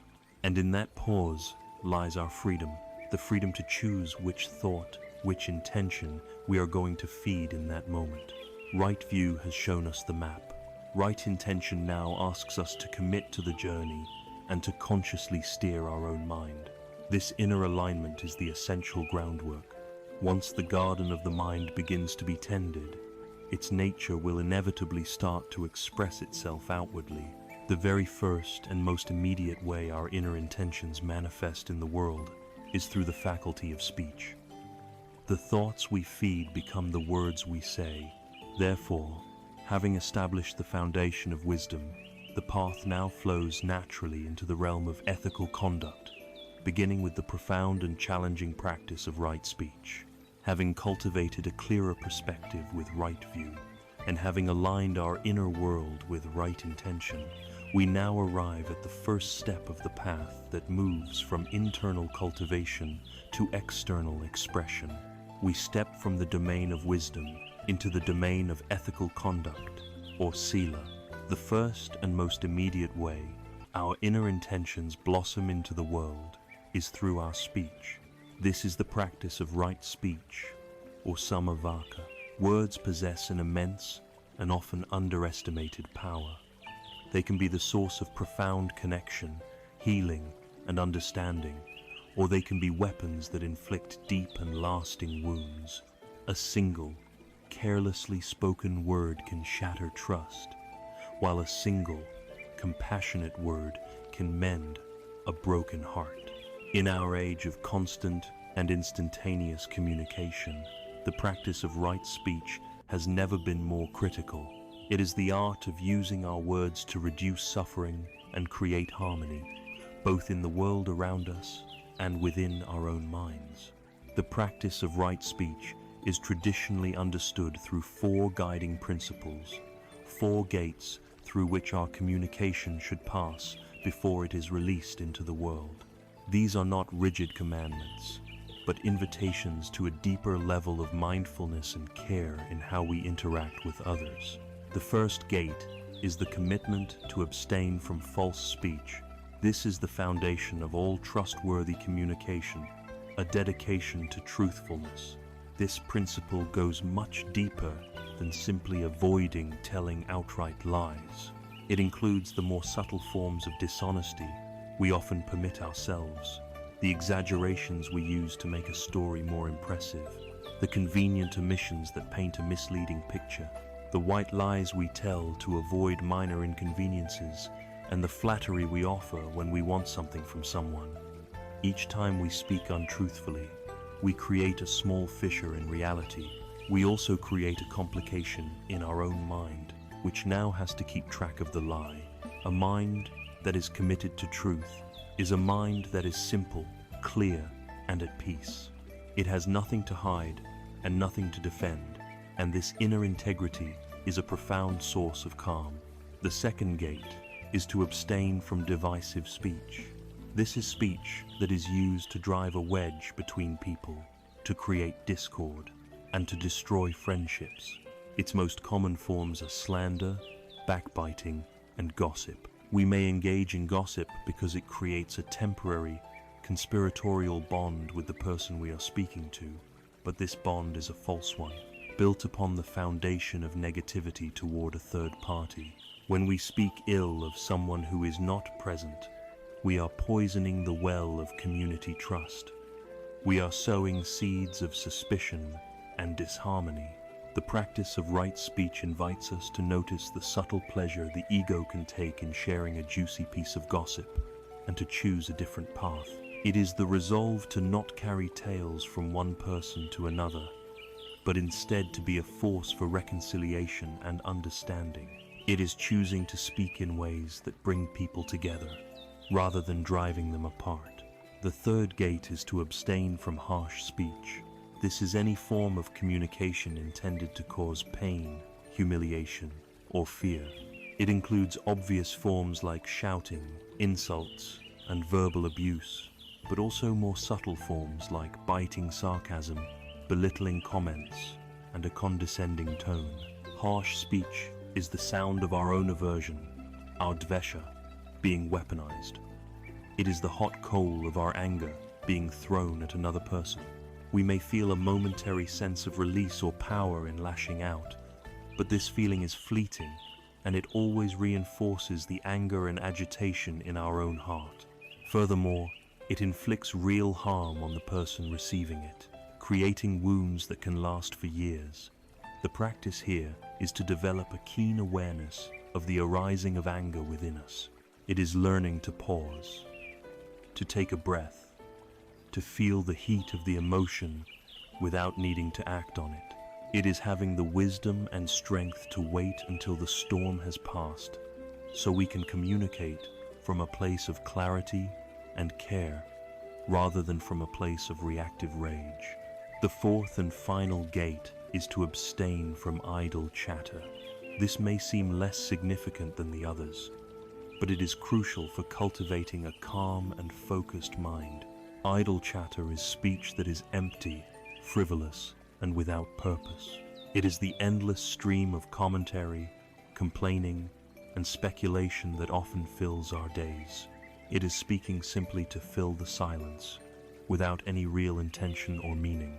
While light, friendly conversation is a natural part of human connection, this principle encourages us to value silence and to speak with greater purpose. Constant, mindless chatter dissipates our mental energy and keeps the mind in a state of superficial agitation, preventing it from settling into the deeper states of calm and clarity needed for insight. The practice is to ask ourselves, are my words contributing something of value to this moment, or am I simply adding to the background noise? In our digital age, these four gates are more important than ever. The internet has become a vast arena where wrong speech is practiced on a massive scale. Misinformation and fake news are forms of false speech. Trolling, doxing, and cancel culture are often fueled by divisive and harsh speech, and the endless scroll of social media feeds is a veritable monument to idle chatter. The perceived anonymity and distance of online communication can disinhibit us, making it dangerously easy to be careless, cruel, and divisive in ways we would never be face to face. The practice of right speech must extend to our keyboards. The mindful pause before we hit send or post is perhaps the most vital spiritual practice of our time. A simple yet profound tool for this practice is a story from the life of the ancient Greek philosopher Socrates. One day, an acquaintance ran up to him and said, "Socrates, I have to tell you something I just heard about one of your friends." Socrates held up his hand and said, "Wait, before you tell me, I'd like you to pass your news through 3 small sieves. The first sieve," he said, "is the sieve of truth. Are you absolutely certain that what you are about to tell me is true?" The man hesitated. "Well, no, I just heard it from someone else." Socrates nodded. "All right, now let's try the second sieve, the sieve of goodness. Is what you are about to tell me something good or kind?" The man looked down. "No, actually, it's quite the opposite." Socrates continued, "And the third sieve, the sieve of usefulness. Is what you are about to tell me going to be useful for me to know?" The man had to admit that it was not. "So," Socrates concluded, "if the story you wish to tell me is not certainly true, not good, and not useful, then why tell it to me, or to anyone at all? These 3 sieves, is it true? Is it kind? Is it necessary? Serve as a powerful, practical checklist for our own speech. Finally, we must recognize that right speech is not only about how we speak, but also about how we listen. True communication is not a monologue, it is a dialogue. Often, we listen only partially, our minds busy formulating our rebuttal, waiting for our turn to talk. Right speech includes the practice of deep listening. This is listening with only one purpose: to give the other person the space to express themselves and to understand their perspective and their suffering without judgment. Offering someone the gift of our full, silent, and compassionate presence can be one of the most healing acts we can perform. It allows them to feel seen, respected, and safe. Through the practice of right speech, we begin to bring our external actions into harmony with our inner intentions. The clarity and kindness we cultivate in our minds start to manifest in our relationships and our communities. But our ethical conduct cannot stop at our words alone. It must be fully embodied in our deeds. The principles of truthfulness and non-harming that guide our communication must also guide our physical actions. And so, from the healing power of our words, we now turn to the integrity of our actions, the next essential step on the path. the practice of right action. As the inner garden of our mind begins to flourish through right view and right intention, and as the first blossoms of this cultivation appear in the form of right speech, we now turn to the full embodiment of our ethics in the world. This is the practice of right action, or Samma Kamanta. It is the second pillar of the training in Sila, or ethical conduct, and it calls us to bring our physical actions into perfect harmony with our compassionate intentions. Words are powerful, but actions have a tangible weight and consequence that shape our world and define our character. Right action is the commitment to ensure that our presence on this earth is a source of peace and safety, not one of fear and harm. At the very heart of right action lies the profound principle of ahimsa, or non-harming. This single intention is the bedrock from which all ethical action flows. It is the deep and abiding resolve to move through life with a gentle awareness, seeking to minimize the pain we cause and, wherever possible, to actively contribute to the well-being of others. It is the recognition that every living being, from the most complex human to the smallest insect, shares a fundamental desire to live and to be free from suffering. Right action is the practice of honoring this shared desire in all our deeds. Traditionally, this practice is expressed through 3 core precepts, which serve as clear and practical guidelines for embodying non-harming in our daily lives. The first and most fundamental is to abstain from taking life. On its most obvious level, this is a commitment not to kill other human beings, but its spirit extends much further, fostering a deep reverence for all life. It encourages us to be mindful of our impact on the animal kingdom and the environment that sustains us all. It might lead us to make more conscious choices about the food we eat, the products we buy, and the ways our lifestyle contributes to the destruction of natural habitats. It is not about becoming paralyzed by the fear of stepping on an ant, but about cultivating a spirit of gentle care, of recognizing that our own life is intimately interwoven with the vast web of all other lives. It is the practice of being a guardian of life, not a destroyer of it. The second precept is to abstain from taking what is not given. This is the practice of respecting the property and boundaries of others, a commitment to refrain from stealing. Like the other precepts, its meaning extends beyond the literal. It includes not just the theft of physical objects, but also the more subtle forms of taking what is not freely offered. This can mean not taking advantage of a person's kindness, not exploiting a situation for our own selfish gain, not taking credit for work we did not do, or not stealing someone's valuable time and attention through manipulation or dishonesty. It is a practice of profound integrity and transparency. By committing to a life of honest dealing, we cultivate a mind that is free from the anxiety, guilt, and complexity that always accompany deceit. We create a foundation of trust in our relationships and in our community. The third precept is to abstain from sexual misconduct.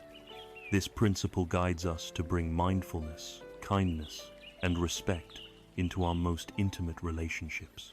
It is not a moralistic judgment on sexuality itself, but an invitation to ensure that our sexual expression is not a source of harm. At its core, it is about respecting the dignity and autonomy of others, which means that consent-free, enthusiastic, and unambiguous is paramount. It means not using another person as a mere object for our own gratification. It also means honoring the commitments and trust that form the foundation of our relationships, being mindful not to cause emotional pain to our partners or to others through infidelity or deception.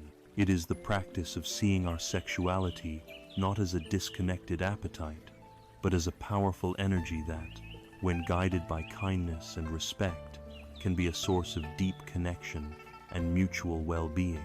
It is vital to understand that right action is not merely a restrictive list of don'ts. Each of these precepts has a positive and active dimension. The opposite of taking life is the active practice of protecting and nurturing life. This can manifest as caring for a child or an elderly parent, volunteering at an animal shelter, tending a garden, or working to protect the environment. The opposite of taking what is not given is the beautiful practice of dana, or generosity. This is the joyful cultivation of an open-handed spirit, the willingness to share our time, our energy, our wisdom, and our material resources without expecting anything in return. And the opposite of sexual misconduct is the active cultivation of deep love, fidelity, respect, and steadfast commitment within our intimate relationships. Perhaps no story from the life of the Buddha illustrates the transformative power of changing one's actions more dramatically than that of Angulimala. Angulimala was a fearsome serial killer who terrorized the kingdom of Kosala.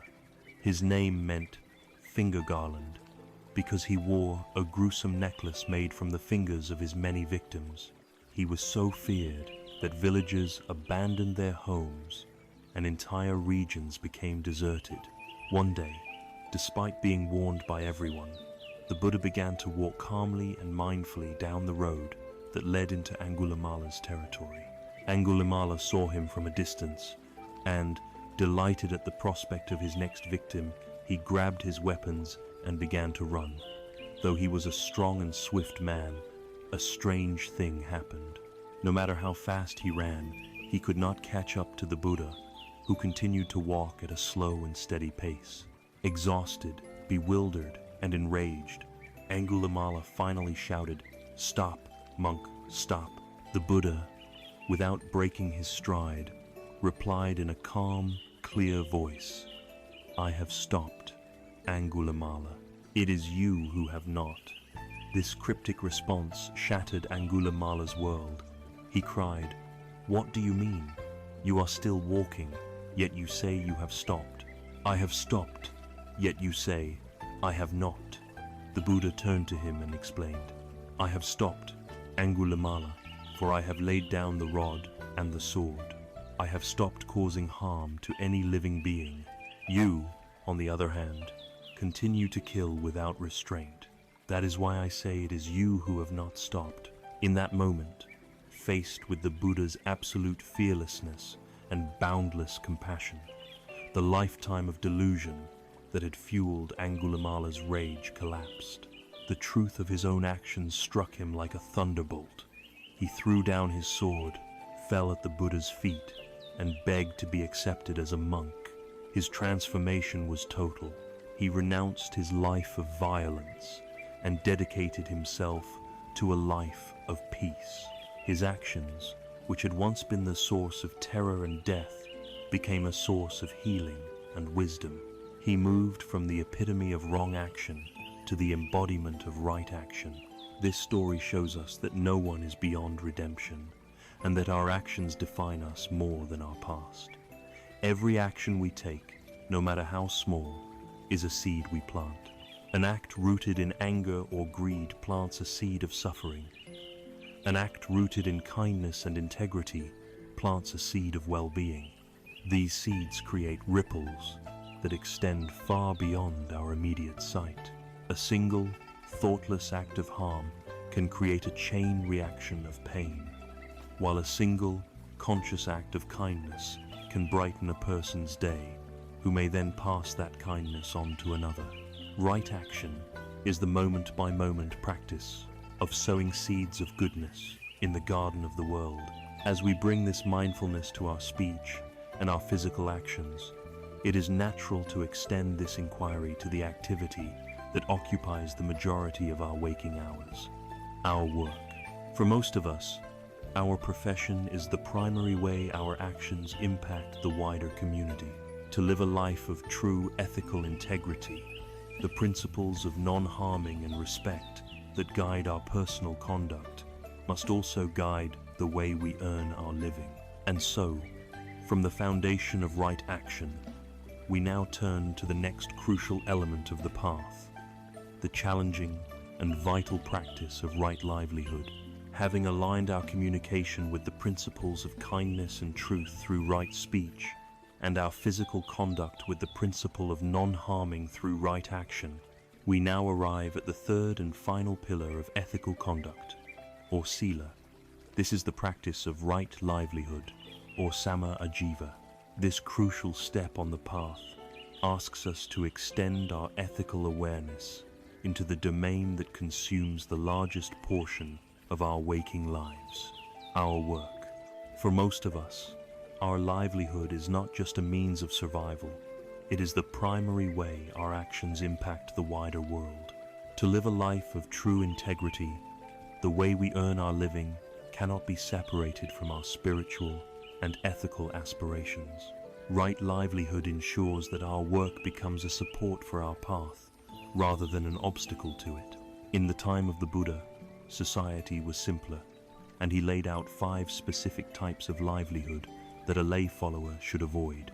These were businesses based on dealing in weapons, in living beings, which included human trafficking and raising animals for slaughter, in meat, in intoxicants, and in poisons. The common thread running through these prohibitions is clear and timeless. One should avoid work that directly profits from the suffering, harm, delusion, or heedlessness of others. The principle is to earn one's living in a way that does not cause harm and, ideally, contributes to the well-being of society. In our complex, globalized, and often opaque modern economy, applying this principle can be challenging. The lines are not always so clearly drawn. A person might work for a technology company that connects people but also contributes to anxiety and addiction. An employee at a bank might be helping people secure loans for their homes, while the bank itself invests in environmentally damaging industries. Therefore, the practice of right livelihood today calls for a deep and honest personal inquiry. It asks us to look at our work and reflect, does this job require me to violate my core ethical values? Does my company's business model depend on exploiting people or the planet? Does our marketing rely on creating a sense of inadequacy and fueling the fires of craving or tanha? Does my work contribute to the peace and well-being of my community, or does it add to the stress and division? The purpose of these questions is not to generate guilt, but to awaken a mindful and compassionate awareness of the consequences of our labor. Of course, we must approach this inquiry with a profound sense of realism and self-compassion. For many, perhaps most people in the world, the luxury of choosing a perfectly ethical and meaningful job is simply not available. There are bills to pay, families to feed, and economic pressures that are very real and very powerful. The path is always a middle way, and this applies here as well. The teaching does not demand that we immediately quit a job that feels unwholesome, if doing so would plunge our family into crisis. That would not be a skillful or compassionate action. The practice is about seeing clearly and then doing the best we can within our current circumstances, while holding a clear intention to move toward a more wholesome way of living, if and when it becomes possible. This is where the true depth of the practice is revealed. If we cannot immediately change our job, we can always change the way we do our job. Our attitude, our intention, and our conduct within the workplace can transform any situation into a profound field for practice. There is a classic story that illustrates this point perfectly. A traveler came upon a construction site where 3 stonecutters were hard at work under the hot sun, each doing the exact same task of hewing large blocks of stone. The traveler approached the first stonecutter and asked, "My friend, what is it that you are doing?" The man scowled, barely looking up from his work. "What does it look like?" he grumbled. "I'm cutting this cursed heavy stone. My back aches, the sun is relentless, and the pay is miserable." For this man, his work was nothing but painful drudgery. The traveler moved on to the second stonecutter and asked him the same question. This man stopped for a moment, wiped the sweat from his brow, and replied in a steady voice, "I am earning a living. I have a wife and children to support, and this work, though hard, allows me to put food on our table and keep a roof over their heads. It is my responsibility." For this man, his work was a duty, a means to an end. Finally, the traveler approached the third stonecutter. When he asked, "What are you doing?" the man's face broke into a radiant smile. He looked past the traveler toward the rising structure behind them and said, with a voice full of light, "I am building a great cathedral. It will stand for 1,000 years. Generations of people will come here to find peace, to celebrate, and to connect with something greater than themselves. I am building a house of God." For this third man, his work was an act of service, filled with meaning and purpose. The physical action of all three men was identical. The stones were the same, the sun was the same, and the wages were likely the same. The only difference was the view and the intention they brought to their labor. The third man, through the power of his own mind, had transformed a menial job into right livelihood. He was not just cutting stone, he was cultivating joy and purpose. This is a powerful lesson for all of us. No matter what our job is, we can choose to be the third stonecutter. We can bring the principles of the path directly into our workplace. We can practice right speech by refusing to engage in office gossip and by speaking to our colleagues, customers, and clients with kindness and respect. We can practice right action by performing our duties with integrity and honesty, by not exploiting others, and by being a helpful and supportive presence. We can practice generosity by sharing our knowledge with a junior colleague or offering a word of encouragement to someone who is struggling. We can practice mindfulness by bringing our full attention to the task at hand, whether it is writing a report, cleaning a room, or serving a meal, thereby bringing a sense of dignity and presence to our labor. By infusing our work with these qualities, we transform it. The workplace ceases to be merely a place where we earn money, and it becomes a monastery, a dojo, a laboratory for the cultivation of wisdom and compassion. With this understanding of right livelihood, we complete our exploration of the threefold training in Sila, or ethical conduct. Through right speech, right action, and right livelihood, we have built a solid and stable foundation for our lives. By minimizing harm and cultivating integrity in our outer world, we create the conditions for peace in our inner world. A mind that is not agitated by guilt, remorse, or the consequences of harmful actions is a mind that is naturally more calm, clear, and ready for deeper exploration. We have prepared the fertile soil. Now, we must learn how to apply the energy and nourishment that will allow the seeds of wisdom to grow into a mighty tree, capable of withstanding any storm. This brings us to the next great division of the path, the training in mental discipline, or samadhi. The first step in this powerful inner training is learning how to wisely direct our most precious resource, our own energy. We now turn to the vital practice of right effort. Having built the stable and honorable foundation of an ethical life through right speech, right action, and right livelihood, we now move into the heart of the inner journey. We enter the domain of samadhi, or mental discipline, the training of the mind itself. A life of ethical integrity calms the grossest agitations of the mind, but to uproot the deep habits of craving, aversion, and ignorance, we need to work directly with our own consciousness. This requires energy. The first step in this new stage of the path, and the engine that drives our entire spiritual journey, is the practice of right effort, or samavayama. The word effort in our modern culture often conjures images of struggle, stress, and aggressive, goal-oriented striving.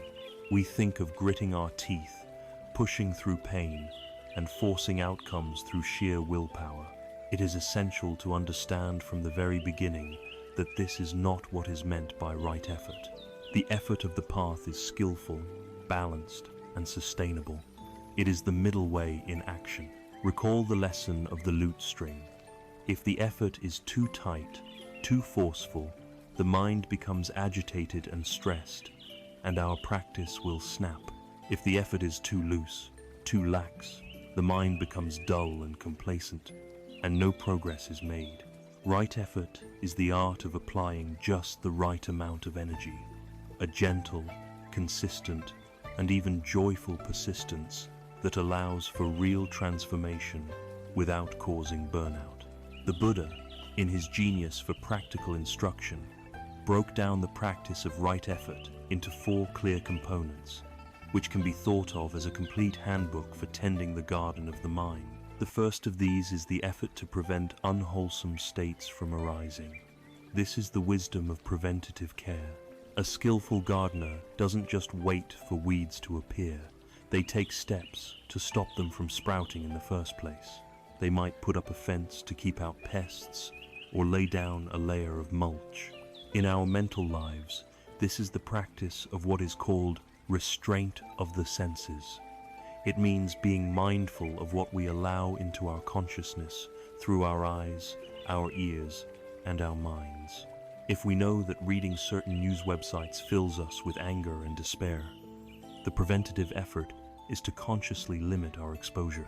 If we know that scrolling through a particular social media feed reliably triggers feelings of envy and inadequacy, the wise effort is to unfollow that feed. This is not about hiding from the world, but about recognizing our own triggers and wisely protecting our inner environment from unnecessary toxins. The second effort is to abandon unwholesome states that have already arisen. No matter how good our preventative care is, weeds will inevitably sprout in the garden. Similarly, despite our best efforts, unwholesome states like anger, greed, anxiety, or jealousy will arise in the mind. When we notice that such a state has taken root, right effort is the practice of skillfully abandoning it. This is not a matter of violent suppression or self-criticism. Pushing down a thought often gives it more power, like trying to hold a beach ball underwater. Instead, the skillful approach is one of gentle release. We first mindfully acknowledge the thought without judgment. Ah, there is anger. We see its unwholesome, painful nature. Then, we gently withdraw our attention from it and place our focus on something more wholesome, such as the physical sensation of our breath, a beautiful object in the room, or a silent repetition of a phrase of loving kindness. We are not fighting the weed. We are simply withdrawing the sunlight of our attention from it and giving that light to a flower instead. This leads directly to the third effort, which is to cultivate wholesome states that have not yet arisen. This is the joyful part of the gardener's work, planting the seeds of beautiful flowers and nourishing vegetables. It is the conscious and intentional practice of bringing positive qualities into the mind. We can actively cultivate loving kindness by dedicating a few moments each day to wishing ourselves and others well. We can cultivate compassion by reflecting on the suffering of others and forming the intention to help. We can cultivate generosity by looking for opportunities to give. We can cultivate gratitude by deliberately calling to mind the things we are thankful for. This is not about pretending to feel something we don't. It is the active training of the heart and mind, creating the causes and conditions for these beautiful states to arise naturally and more frequently. The fourth and final effort is to maintain and nurture wholesome states that have already arisen. Once a beautiful flower has begun to bloom in our garden, our work is not over. It needs to be consistently watered, protected, and given sunshine so it can grow strong and blossom fully. In the same way, when a wholesome state of mind, such as a moment of peace, a feeling of deep connection, a surge of creative joy, or a sense of profound gratitude arises, right effort means learning to savor it. We notice it, we appreciate it, and we allow our attention to rest in it. We let the feeling permeate our being, By doing this, we are reinforcing the neural pathways associated with these positive states, making them a more stable and accessible part of our inner landscape. We are training our brain to recognize and dwell in well-being. The timeless fable of the tortoise and the hare serves as a perfect illustration of the quality of right effort. The hare is fast, flashy, and immensely talented. He represents intense, ego-driven, sporadic striving. He takes off in a burst of speed, but then, confident in his own superiority, he becomes distracted and complacent, and falls asleep on the job. The tortoise, on the other hand, is slow, humble, and unassuming. He represents right effort. He knows he cannot win through sheer force or talent. His only path to victory is through steady, patient, and unwavering persistence.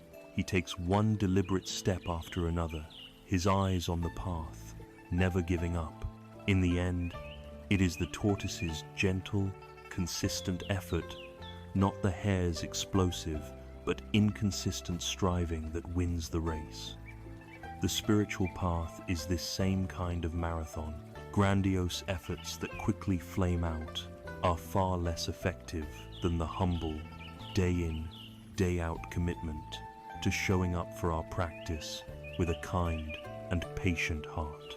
This is the energy that gets us onto the meditation cushion in the morning, even when we are tired. This is the resolve that helps us to pause and take a breath before reacting with a harsh word. This is the gentle persistence that brings our wandering mind back to the breath for the 10,000th time, without criticism. It is the quiet courage to stay on the path, even when it feels difficult or when we are plagued by doubt. It is the steady, reliable, and humble wisdom of the tortoise. But this wise and balanced energy needs guidance. The tortoise's effort would be useless if he were walking in the wrong direction. How do we know which states to abandon and which to cultivate? How do we become aware of these states as they arise in the first place, before they completely take us over? The energy of right effort needs to be informed and directed by a clear and present awareness. It must be paired with an unwavering, moment-to-moment clarity. This indispensable quality of lucid, non-judgmental, present-moment attention is the very heart of mental training and the core of the entire path to freedom.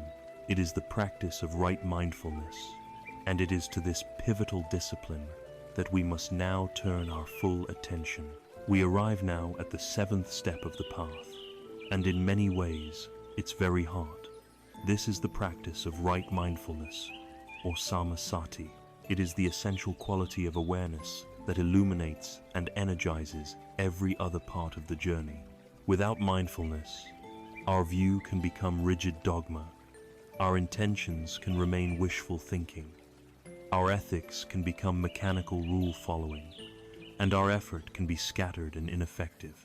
Right mindfulness is the master key that unlocks the mind. It is the simple yet profound capacity to pay attention, on purpose, in the present moment, without judgment.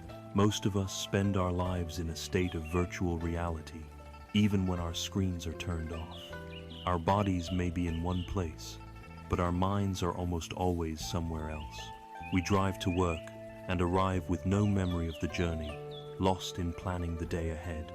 We eat a delicious meal but taste nothing, our minds consumed by a replayed argument from yesterday. We are with our loved ones, but our attention is hijacked by a worry about the future. This is the state of the autopilot mind, a life lived in a dream of past and future. Right mindfulness is the revolutionary act of waking up from this dream.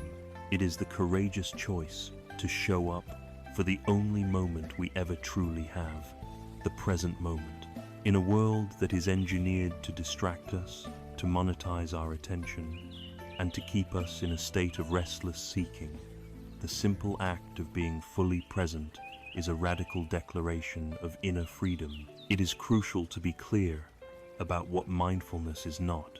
It is not an attempt to stop our thoughts or to empty our mind. This is a common misconception that leads to immense frustration. The mind produces thoughts as a natural function, just as the heart beats.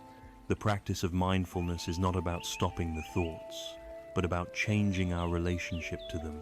It is learning to witness them as they arise and pass, like clouds moving through the sky, without being swept away by the wind of every thought. Mindfulness is also not a strange, mystical trance state. It is the opposite. It is a state of sober, grounded, and lucid clarity. And while it can lead to deep states of relaxation, its primary purpose is not to feel good, but to see clearly.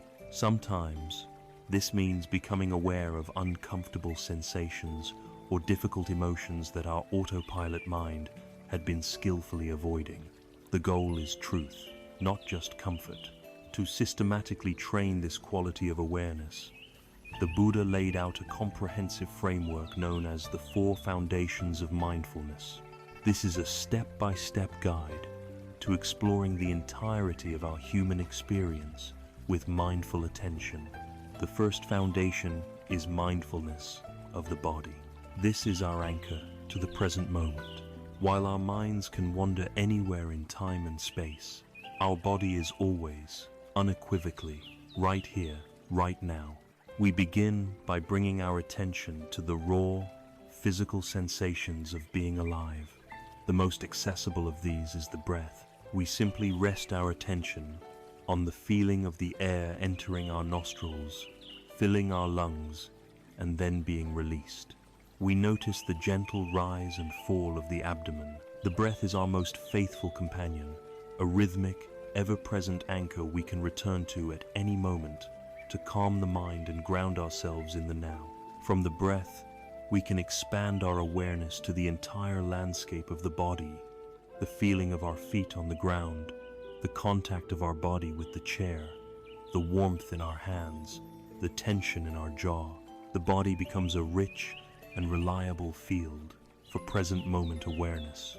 The second foundation is mindfulness of feelings, or more accurately, of feeling tones. With every experience we have, whether through the body or the mind, there is an immediate, pre-verbal feeling tone. It is either pleasant, unpleasant, or neutral. This is a crucial place to practice, because our entire reactive pattern of craving and aversion is triggered by this simple tone. When a pleasant feeling arises, our habit is to grasp it, tanha. When an unpleasant feeling arises, our habit is to push it away, dvesha. The practice of mindfulness is to simply notice the feeling tone without launching the second arrow. We acknowledge, this is pleasant, and let it be, without clinging. We acknowledge, this is unpleasant, and we allow it to be there, without resistance. This simple act of noticing cuts the chain of reactivity at its strongest link. The third foundation is mindfulness of the mind itself, or consciousness. Here, we turn our awareness back onto the mind that is aware. We learn to recognize the quality of our mind in any given moment. Is the mind right now characterized by greed? Is it angry? Is it scattered? Is it peaceful? Is it concentrated? Like a scientist observing a specimen, we are not judging the state, but simply identifying it with clarity. This practice develops a powerful metacognition, an awareness of our own awareness, which is a crucial step in understanding how our mind operates. The fourth foundation is mindfulness of mental objects, or the contents of the mind. This is where we learn to look at our thoughts, memories, emotions, and ideas as objects arising and passing within the field of our awareness. We see a wave of sadness arise, and instead of saying, "I am sad," we learn to see, "There is sadness here." We see a thought of worry and recognize it as an impersonal mental event, not an absolute truth. It is here that we can apply our understanding of the teachings directly, seeing craving as craving, aversion as aversion, and seeing the impermanent and selfless nature of all our mental states. This is where mindfulness deepens into liberating insight. There is a famous Zen story that beautifully illustrates the purpose of mindfulness. A well-educated scholar, proud of his knowledge, came to a Zen master to inquire about the nature of Zen. The master welcomed him and offered him tea. As he poured the tea into the scholar's cup, he continued to pour even after the cup was full. Tea overflowed and spilled onto the table. The scholar, unable to contain himself, shouted, "Stop! The cup is full. No more will go in." The Zen master stopped pouring and looked at the scholar. "Like this cup," he said, "your mind is full of your own opinions and speculations. How can I show you Zen unless you first empty your cup?" Mindfulness is the practice of emptying our cup. Our minds are constantly full of judgments, plans, worries, and opinions. We rarely experience life directly. We experience our commentary about life. The practice of mindfulness is to gently set aside that commentary, to empty the cup of our preconceptions, so that we can receive the experience of the present moment, fresh, vibrant, and as it truly is. The ultimate goal is to carry this quality of awareness off the meditation cushion and into every corner of our lives. We can practice mindful eating, truly tasting our food. We can practice mindful walking, feeling the contact of our feet on the earth. We can transform the mundane act of washing dishes into a meditation, feeling the warmth of the water and the texture of the soap. These small, informal practices are islands of presence that can weave a sense of peace and clarity throughout our entire day. As we apply right effort to the practice of right mindfulness, we find that our ability to stay present grows stronger. The mind, which was once like a restless monkey swinging from branch to branch, begins to calm down. The scattered rays of our attention, which were once dispersed in 1,000 different directions, begin to gather into a single, steady, and powerful beam of light. This state of a collected, unified, and stable mind is the fruit of sustained mindfulness. It is the essence of the eighth and final factor of the path. Thus, from the heart of the practice, right mindfulness, we now move to its deepest fruition, the liberating power of right concentration. We have now arrived at the eighth and final factor of the Noble Eightfold Path, the culminating peak of the training in mental discipline. This is the practice of right concentration, or Sama Samadhi. It is the beautiful and profound fruit that grows from a tree that has been diligently tended by right effort and continuously illuminated by the light of right mindfulness. If mindfulness is the act of repeatedly and gently bringing our attention back to a chosen object, right concentration is the state that arises when the attention no longer wanders but rests upon the object, unified, stable, and unwavering. It is in this state of deep stillness and clarity that the most profound healing and insight can occur. As with mindfulness, it is vital to dispel common misconceptions about what concentration is. It is not a spaced-out, hypnotic trance or a way of escaping from the world. In fact, it is the very opposite, a state of heightened presence and vivid clarity. It is not about making the mind blank, but about making the mind unified. Nor is it a dry, academic focus, like the strain of studying for an examination. True concentration, as it deepens, is naturally accompanied by powerful feelings of joy, ease, and profound well-being. It is a state the mind delights in. Finally, and most importantly, this deep calm is not the final goal of the path. Its ultimate purpose is not simply to feel peaceful, but to use that powerful, stable mind as a flawless instrument to see reality with unprecedented clarity. The most effective way to understand the nature of concentration is through the metaphor of a lake. Imagine a lake on a windy day. The surface of the water is choppy and agitated, covered in countless waves and ripples. The wind has stirred up the sediment from the bottom, making the water cloudy and opaque. In this state, you cannot see what lies beneath the surface. This agitated lake is a perfect image of the ordinary, unconcentrated mind. It is constantly stirred by the winds of desire, aversion, restlessness, doubt, and worry. It is turbulent, murky, and lacks any real clarity or peace. The practice of right effort and right mindfulness is like the wind beginning to die down. With right effort, we stop engaging with the winds of distracting thoughts. With right mindfulness, we keep gently returning our attention to a single, calm point, such as the feeling of the breath. We are no longer feeding the agitation. Now, imagine the lake when the wind has ceased completely. The surface becomes perfectly still, as smooth and clear as a sheet of glass. The mud and sediment that had been stirred up slowly and naturally settle to the bottom. The water becomes crystal clear. Now, you can see everything. You can see the plants swaying gently on the lake bed, the colorful stones, the fish swimming in the depths. Everything is revealed with perfect, undistorted clarity. This is the state of right concentration. It is the mind that has become still, unified, and luminous. The inner turmoil has settled, revealing a profound depth and peace that was always present, just obscured by the surface agitation. In the classical texts, the deepening of this state is described through a series of stages known as the jhanas, or meditative absorptions. While the technical details can be complex, the experience itself is a natural process of letting go. As our attention settles more and more firmly on the breath, the chatter of the inner monologue begins to fade. As this happens, a natural joy and pleasure arise.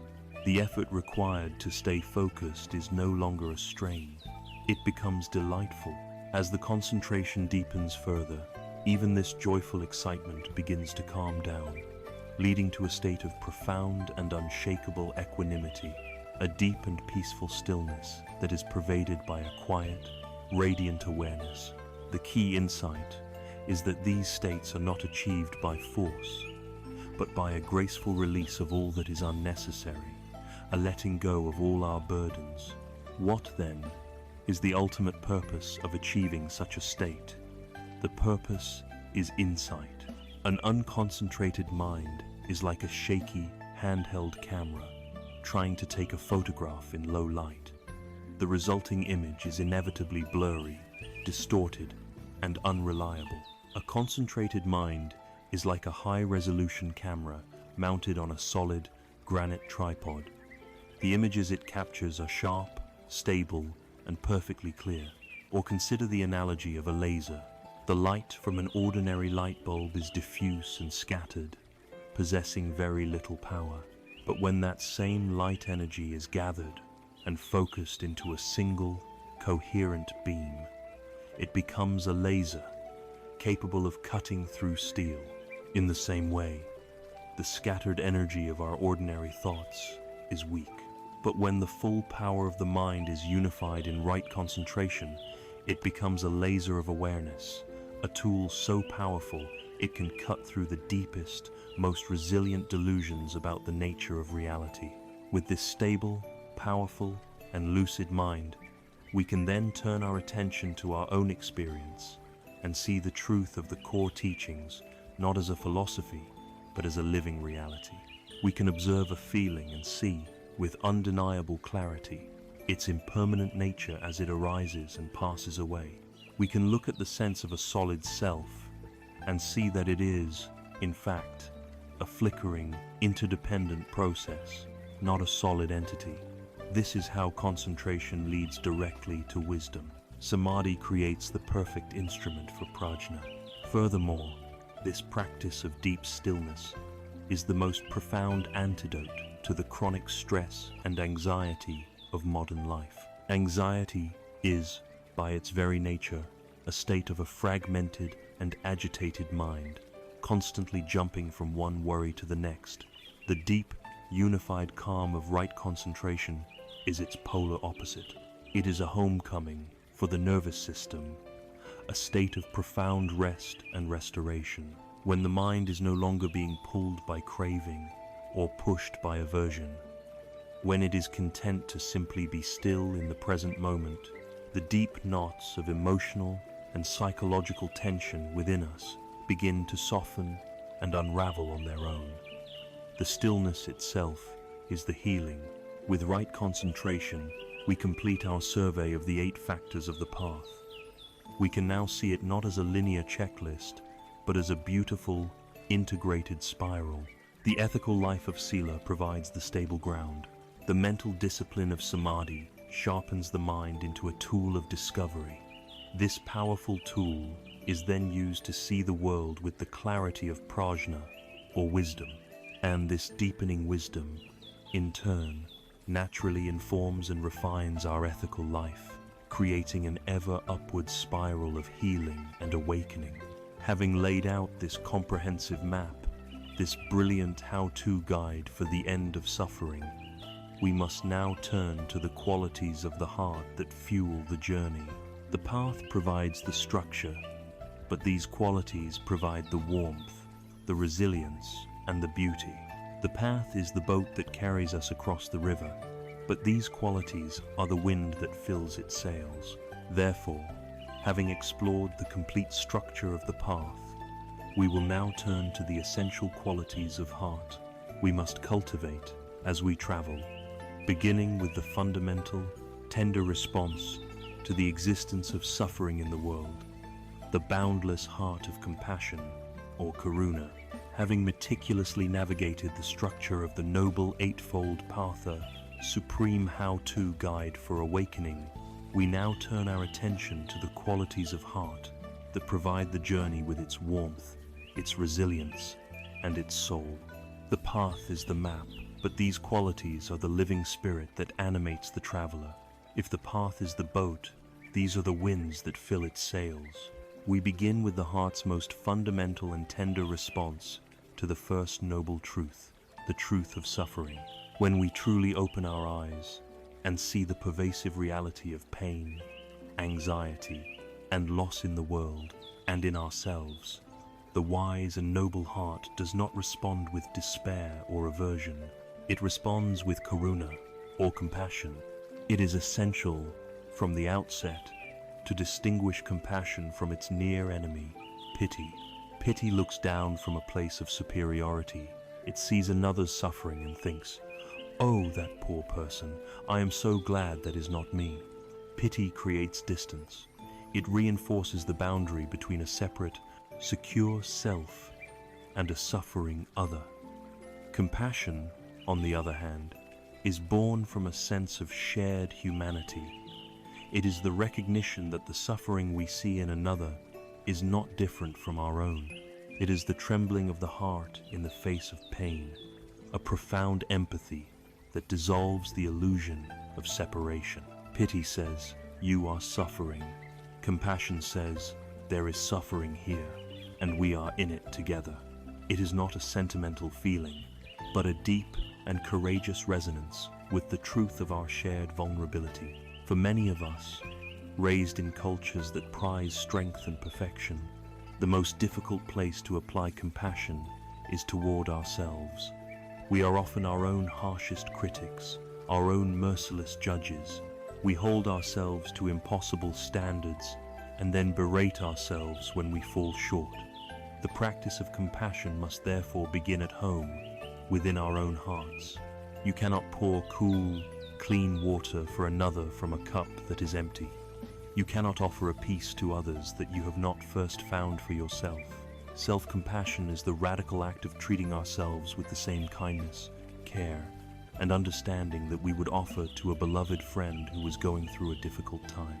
It means that when we make a mistake, we meet ourselves not with a barrage of self-recrimination, but with a gentle acknowledgement of our shared human fallibility. When we feel overwhelmed by difficult emotions like fear or shame, we don't try to bully them into submission.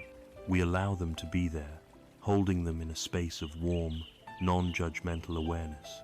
Self-compassion is the direct antidote to the poison of aversion, dvesha, directed inward. It is the brave and healing practice of giving ourselves permission to be imperfect, to be struggling, to simply be human. Without this foundation of self-compassion, any compassion we try to extend to others will be shallow and unsustainable. The most moving depiction of compassion in action comes from a story in the life of the Buddha. In one of the monasteries, a monk had contracted a terrible skin disease. His body was covered in oozing, foul-smelling sores, and he was so weak that he lay helpless in his own filth. The other monks, overcome by disgust and fear of contagion, refused to go near him. He was completely alone, abandoned in his suffering. When the Buddha learned of the situation, he went directly to the sick monk's hut. Without any sign of aversion, he began to gently boil water. With his own hands, he washed the sick monk's body, cleaning his sores and changing his soiled robes. His chief attendant, Ananda, helped him lift the monk and place him on a clean bed. After the monk was comfortable, the Buddha gathered all the other monks together. He asked them gently why they had abandoned their brother. He then delivered a teaching that has echoed through the ages. Monks, in this community, you have no mother and no father to look after you. If you do not look after one another, who will? I tell you truly, whoever attends to the sick and the suffering with a kind and compassionate heart is in truth attending to me. This story reveals the true nature of karuna. It is not a lofty, abstract ideal. It is practical, hands-on, and fearless. It sees beyond the unpleasant surface of a person's condition to the suffering being within. It breaks down the barriers of self and other, and it declares that the highest form of spiritual practice is to care for the suffering of another as if it were your own. This compassionate attitude is also the most powerful tool for transforming our relationships, especially with those we find difficult. Our habitual tendency, when faced with someone we disagree with or dislike, is to meet them with judgment and aversion. We build a wall between us and them. The practice of compassion invites us to look deeper.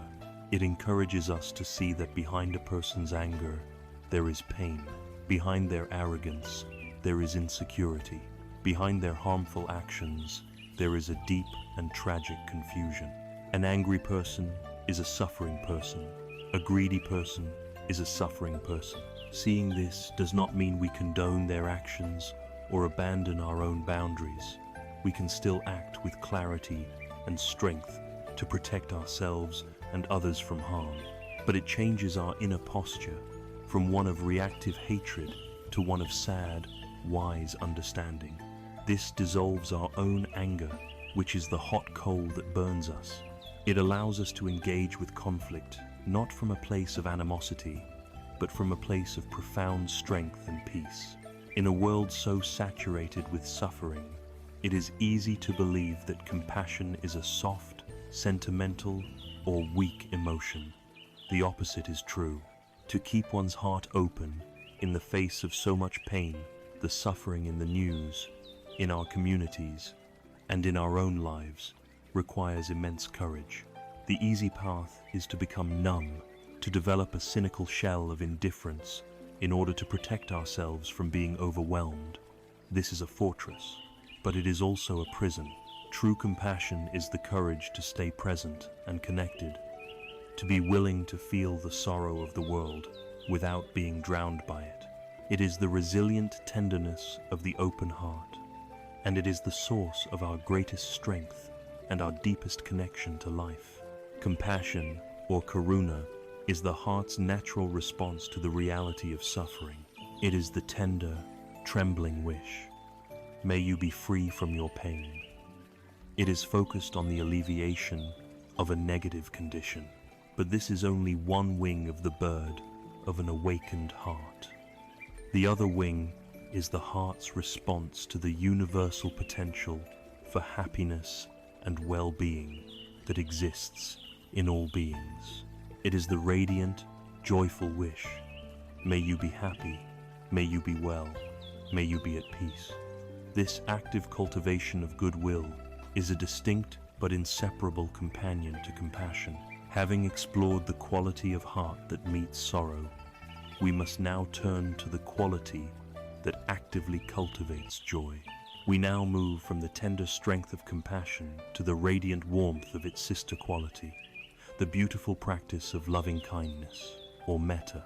If compassion, or karuna, is the heart's tender response to the existence of suffering, its inseparable twin is metta, or loving kindness. While compassion is the wish, may you be free from pain. Loving kindness is the radiant and proactive wish. May you be happy and well. If compassion meets sorrow with a healing balm, loving kindness meets the world with a radiant warmth. They are the two wings of a fully awakened heart, and the cultivation of metta is one of the most powerful and transformative practices on the path. It is the direct antidote to the cold, contracting poisons of fear, anger, jealousy, and ill will. And it is the key to dissolving the painful illusion of our separateness from others. It is important to understand that loving kindness, in this context, is very different from the conditional forms of love we are most familiar with. It is not romantic love, which is often intertwined with attachment, desire, and a need for reciprocation. It is not the affection we feel for someone simply because they please us or share our views. Metta is an unconditional and boundless friendliness, a benevolence that does not depend on whether we like someone or not. It is like the light and warmth of the sun, which shines down on all beings without discrimination on the righteous and the wicked, on the beautiful and the plain, on our friends and on our enemies. It is a quality of heart that we cultivate within ourselves, a steady and radiant warmth that we can then offer to the world without expectation of anything in return. The primary enemy of a peaceful mind is aversion, or dvesha. Feelings like anger, resentment, and fear cause our hearts to clench, to become hard, cold, and small. Metta is a form of spiritual alchemy. It is the practice of consciously generating a warmth that thaws this inner ice. It is impossible for the mind to simultaneously hold a genuine wish for someone's happiness and a feeling of hatred toward them. The two states are mutually exclusive. By intentionally cultivating the thought of goodwill, we displace the thought of ill will. It is a gentle but powerful method for transforming the lead of our anger and fear into the gold of a kind and open heart. The classic method for developing this quality is a meditation practice known as metta bhavana, or the cultivation of loving kindness. This practice systematically stretches our capacity for warmth like a form of emotional yoga. It traditionally unfolds in 5 stages. The practice always begins with oneself. This is the most crucial and, for many, the most difficult step. We cannot share a warmth with others that we have not first cultivated for ourselves. We sit quietly and begin to silently repeat a series of phrases directed at our own being. Traditional phrases include, "May I be happy, may I be healthy, may I be safe, may I live with ease." We are not trying to force a feeling, but simply offering these wishes to ourselves with sincerity. In a culture that often teaches us self-criticism is a virtue, this act of offering ourselves unconditional friendliness can be profoundly healing and is the non-negotiable foundation for all that follows. Once we have established a sense of warmth for ourselves, we move to the second stage, a dear friend or benefactor. We bring to mind a person for whom we feel easy and uncomplicated affection and respect, a cherished friend, a beloved mentor, or even a pet. Holding their image in our mind, we direct the same phrases toward them. May you be happy. May you be healthy. May you be safe. May you live with ease. The purpose here is to allow the feeling of metta to flow easily and naturally, to amplify the warmth that we have begun to cultivate. The third stage begins to stretch our hearts. we bring to mind a neutral person. This is someone we see in our daily lives, but for whom we feel no strong emotion, either positive or negative. The cashier at the market, the person who delivers the mail, a colleague in another department. We then extend the same wishes of well-being to this person. This practice is a powerful antidote to the habit of indifference. It helps us to see the humanity in strangers, to recognize that they, just like us, wish to be happy. It begins to break down the artificial walls our minds erect between people who matter to me and people who don't. The fourth stage is the most challenging and transformative. We bring to mind a difficult person, someone with whom we have conflict, someone who has hurt us, or someone for whom we feel strong aversion. The practice here is not to condone their harmful actions or to force ourselves to like them. It is the radical act of seeing their humanity beneath their difficult behavior and wishing for them to be happy. The wisdom behind this practice is profound. A truly happy, peaceful person does not cause harm to others. By wishing for our enemy to be happy, we are simultaneously wishing for the causes of their harmful behavior to cease. This practice is primarily for our own benefit. It is the act of consciously letting go of the hot coal of our own resentment, of freeing ourselves from the prison of our hatred. Finally, in the fifth stage, we let our loving kindness become boundless. We extend the phrases outward in all directions, to all beings, without exception. We send these wishes to our friends, to neutral people, and to difficult people. We extend them to all humans, all animals, all creatures seen and unseen, in all corners of the universe. May all beings everywhere be happy, healthy, safe, and live with ease. This practice systematically dismantles the final fortress of the ego, the deep-seated distinction between self and other, cultivating a heart that is truly open and limitless. Let us imagine a practical, modern application of this practice. Consider a difficult colleague at work, someone whose presence fills you with tension and irritation. You decide to begin the practice of metta for them.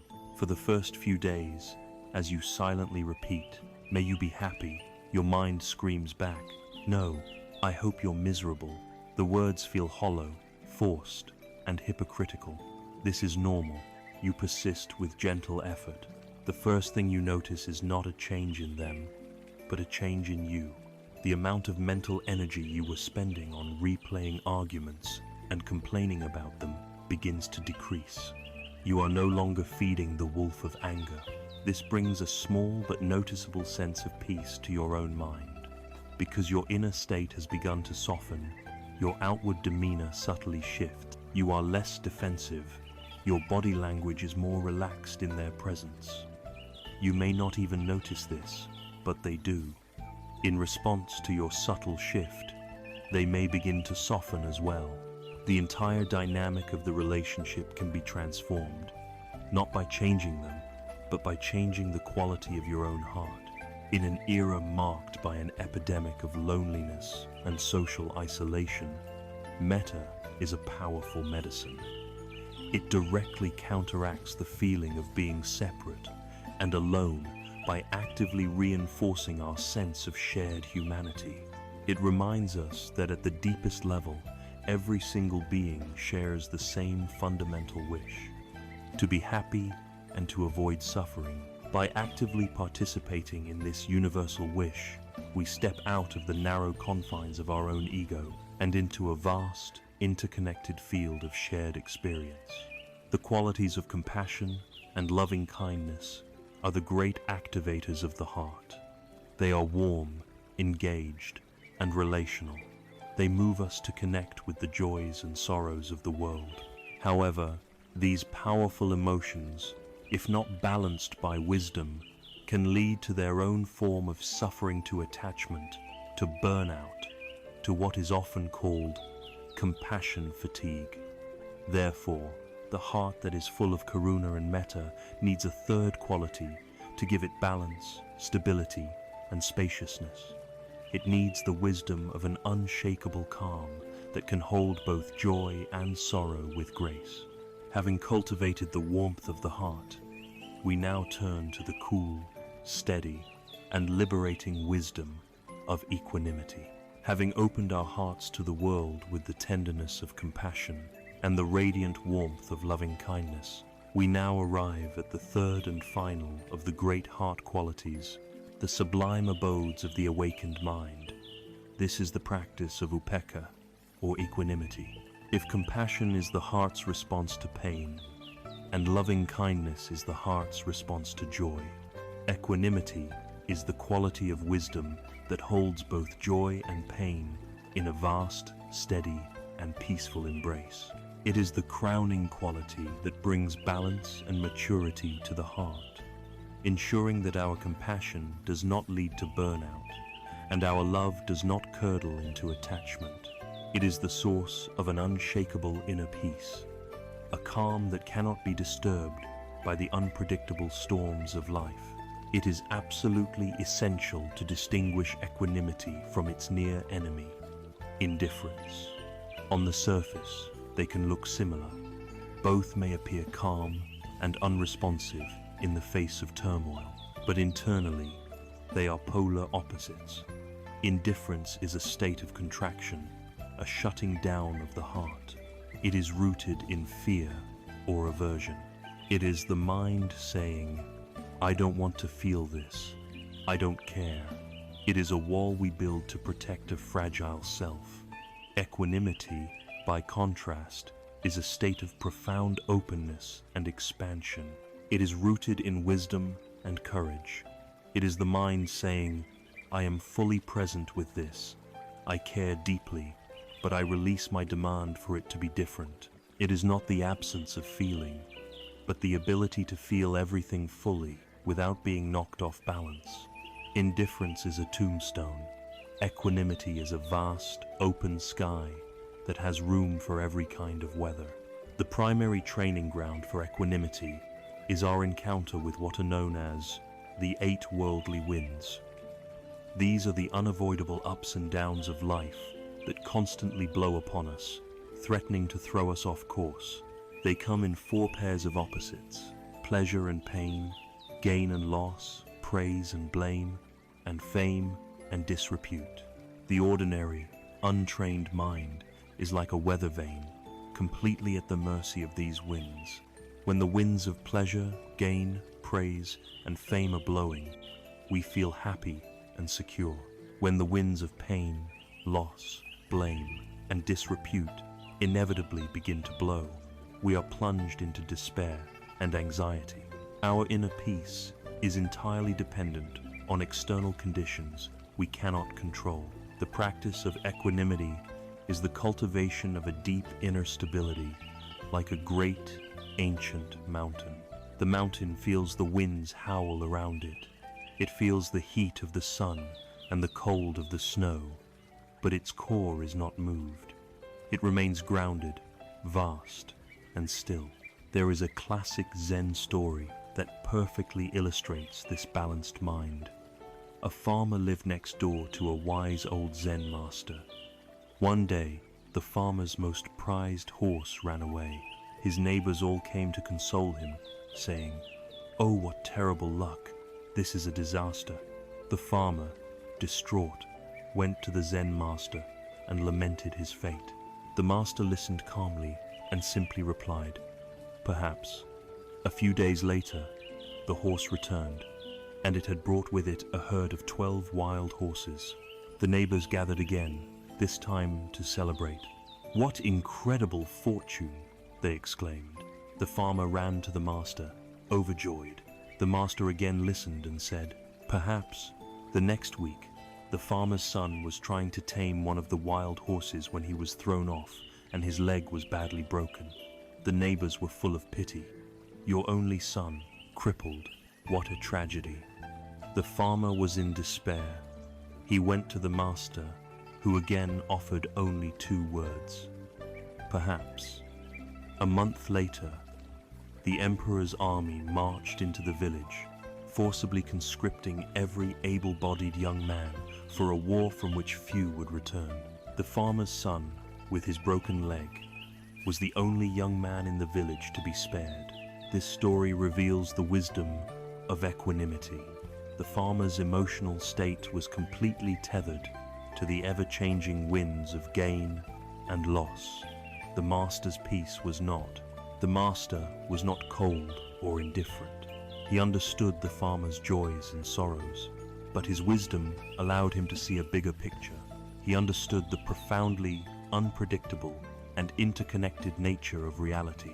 He knew that what appears to be a great blessing today can be the cause of a great sorrow tomorrow, and vice versa. His calm, steady, perhaps, was the sound of a mind that has let go of the need to label events as good or bad. It is the sound of a mind at peace with uncertainty. This profound balance is not born from apathy, but from deep insight. It arises from the clear understanding of the laws of reality. It is rooted in a deep trust in the law of karmath wisdom, that we are the owners of our actions, but not the masters of their results. We put forth our best effort. We act with kindness and integrity, and then we let go of the outcome, understanding that it is shaped by a million conditions beyond our control.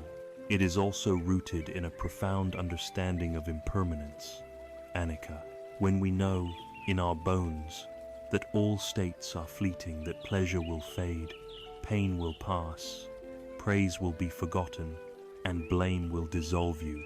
Stop clinging so tightly to the pleasant experiences and fighting so fiercely against the unpleasant ones. We learn to let life flow. Ultimately, equanimity is rooted in the wisdom of non-self. The reason we are so tossed about by the 8 worldly winds is that we take them all so personally. We believe there is a solid, separate me at the center of it all that is being praised or blamed, a me that is gaining or losing. Equanimity is what happens when the grip of this ego begins to loosen, when we realize that life is an impersonal process unfolding, and we are not its beleaguered central character. In our turbulent modern world, equanimity is the ultimate anchor. When our personal lives, or the world at large, feel like a chaotic storm, we can drop the anchor of our awareness deep into the stillness of our own being. The boat of our life will still be tossed by the waves on the surface, but it will not be swept away. We will not capsize. This is the source of true resilience, an unshakable peace that is not dependent on the world being peaceful. It is the quality that allows us to love the world with an open heart, because our heart is spacious enough to hold it all.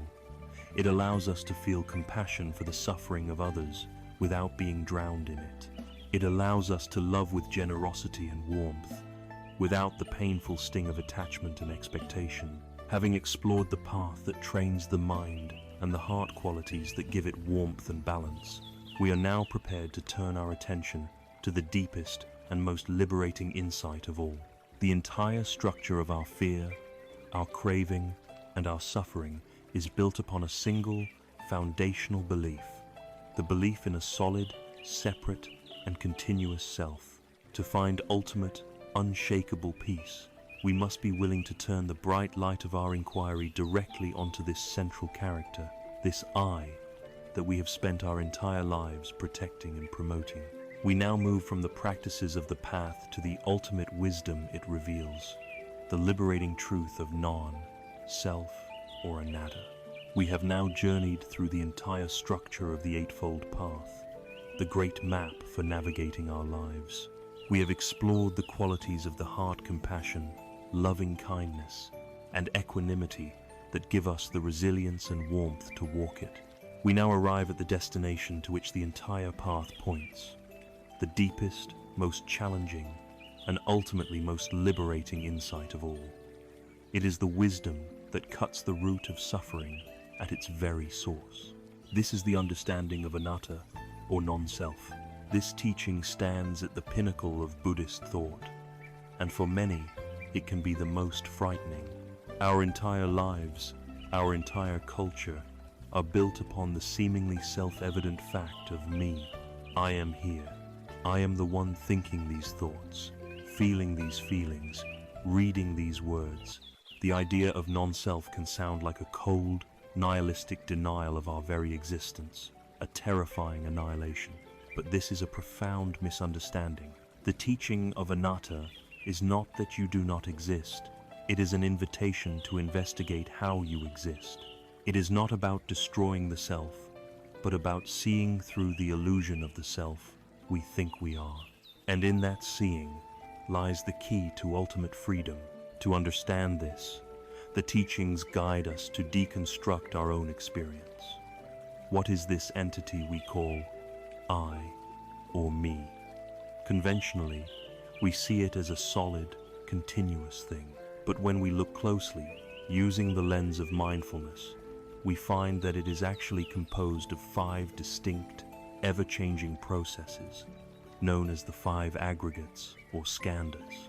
First, there is form, our physical body. Is this body the permanent me? Look at it. It is in a constant state of flux. Cells are dying and being replaced. It ages. It gets sick. It changes from moment to moment. It is made of non-body elements, the food we ate, the water we drank, the air we breathe. If this body were truly me, we should be able to command it. Do not get old. Do not get sick. But we cannot. The body is a process, not a possession. Second, there are feelings or sensations. These are the pleasant, unpleasant, and neutral tones that arise with every moment of experience. Are these me? They are as fleeting as the weather. A moment of joy is replaced by a moment of boredom, which is replaced by a moment of irritation. They are utterly unreliable and uncontrollable. If they were our true self, we could simply decide to feel happy forever, but we cannot. Third, there is perception. This is the faculty of the mind that recognizes, labels, and interprets sensory input. It says, blue, car, dog, threat. Is this me? Our perceptions are deeply conditioned by our past experiences, our language, our culture, and our current mood. 2 people can witness the exact same event and perceive it in completely different ways. Perception is not a clear window onto reality. It is a conditioned filter. It is not a solid self. Fourth, there are mental formations. This is a vast category that includes all of our thoughts, opinions, beliefs, moods, habits, and intentions. This is the part we often identify with most strongly. I think, therefore I am. But are these thoughts me? They are a chaotic, uncontrollable stream. An angry thought arises, then a sad memory, then a plan for dinner.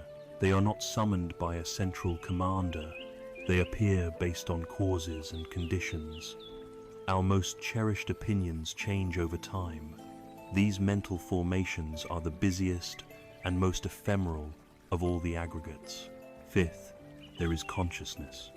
This is the basic quality of awareness itself, the knowing of an experience. Eye consciousness knows a sight. Ear consciousness knows a sound. Is this raw awareness a permanent soul? The enduring I? The teachings say no. Consciousness is also dependent on conditions.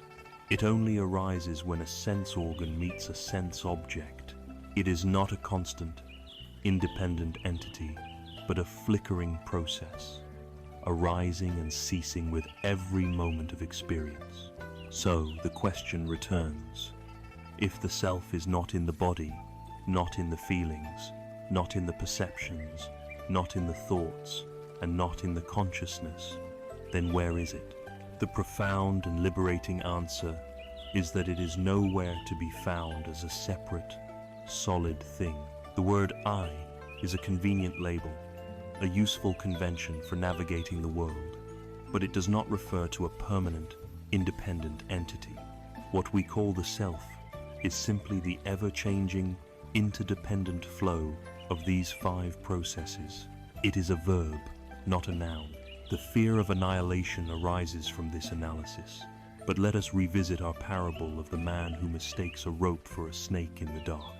When his friend brings a lantern and illuminates the scene, the snake vanishes. Was the snake annihilated? Number. It was never there to begin with. The only thing that was destroyed was a delusion. And with the dissolution of that delusion, the man's very real suffering, his terror, also dissolves. He does not feel loss. He feels immense relief. The insight into non-self is exactly like this. It is not the destruction of you. It is the destruction of the mistaken, fear-based idea of you. It is the setting down of the heaviest burden you have ever carried. The burden of maintaining, defending, and worrying about a self that was never solid in the first place. The positive implication of this teaching is not a void, but a radical sense of connection. The great Zen master Thich Nhat Hanh explained this with the simple example of a sheet of paper. If we look at a sheet of paper, we can see the sunshine, the cloud, and the rain that were necessary for the tree to grow. We can see the logger who cut the tree, and the wheat that made the bread he ate for breakfast. We can see the factory worker, the truck driver, and the parents who gave birth to them all. If we were to remove any of these non-paper elements, the paper could not exist. The paper is empty of a separate, independent self, but it is full of the entire cosmos. The same is true for us. We are empty of a separate self, but we are full of the universe. We are made of sunshine, air, and water. We are made of our parents and ancestors. We are made of the language we speak, the culture we inhabit, the ideas we have learned. We are with all of life. The illusion of our separateness is the root of our loneliness, our fear, and our conflict. The wisdom of non-self is the root of true compassion and connection. For we see that the suffering of another is not truly separate from our own. When we see this, we can finally relax. We no longer have to carry the exhausting burden of being a noun. We can simply be a verbodynamic, flowing, and interconnected part of the magnificent dance of life. This insight is the ultimate antidote to the 8 worldly winds. If there is no solid me, who is it that is being praised or blamed? Who is it that is gaining or losing? The winds still blow, but they pass through a space that is open and transparent, and they no longer have anything to push against. Having journeyed from the daily experience of anxiety to the structure of the path, to the qualities of the heart, and finally to this profound insight into the nature of reality, only one task remains. We must bring this cosmic wisdom back down to earth. What does it mean to live this understanding on a Monday morning when we are stuck in traffic or in a difficult meeting at work? How do we weave this liberating view into the fabric of our ordinary, everyday lives? The final stage of our journey is to explore this integration, to learn how to walk in the world with the freedom and peace that this path makes possible. We have now journeyed through the entire structure of the Eightfold Path, the great map for navigating our lives. We have explored the qualities of the heart compassion, loving kindness, and equanimity that give us the resilience and warmth to walk it. We now arrive at the destination to which the entire path points, the deepest, most challenging, and ultimately most liberating insight of all. It is the wisdom that cuts the root of suffering at its very source. This is the understanding of anatta, or non-self. This teaching stands at the pinnacle of Buddhist thought, and for many, it can be the most frightening. Our entire lives, our entire culture, are built upon the seemingly self-evident fact of me. I am here. I am the one thinking these thoughts, feeling these feelings, reading these words. The idea of non-self can sound like a cold, nihilistic denial of our very existence, a terrifying annihilation. But this is a profound misunderstanding. The teaching of anatta is not that you do not exist. It is an invitation to investigate how you exist. It is not about destroying the self, but about seeing through the illusion of the self we think we are. And in that seeing lies the key to ultimate freedom. To understand this, the teachings guide us to deconstruct our own experience. What is this entity we call I or me? Conventionally, we see it as a solid, continuous thing. But when we look closely, using the lens of mindfulness, we find that it is actually composed of 5 distinct, ever-changing processes, known as the 5 aggregates or skandhas. First, there is form, our physical body. Is this body the permanent me? Look at it. It is in a constant state of flux. Cells are dying and being replaced. It ages, it gets sick, it changes from moment to moment. It is made of non-body elements, the food we ate, the water we drank, the air we breathe. If this body were truly me, we should be able to command it. Do not get old, do not get sick. But we cannot. The body is a process, not a possession. Second, there are feelings or sensations. These are the pleasant, unpleasant, and neutral tones that arise with every moment of experience. Are these me? They are as fleeting as the weather. A moment of joy is replaced by a moment of boredom, which is replaced by a moment of irritation. They are utterly unreliable and uncontrollable. If they were our true self, we could simply decide to feel happy forever, but we cannot. Third, there is perception.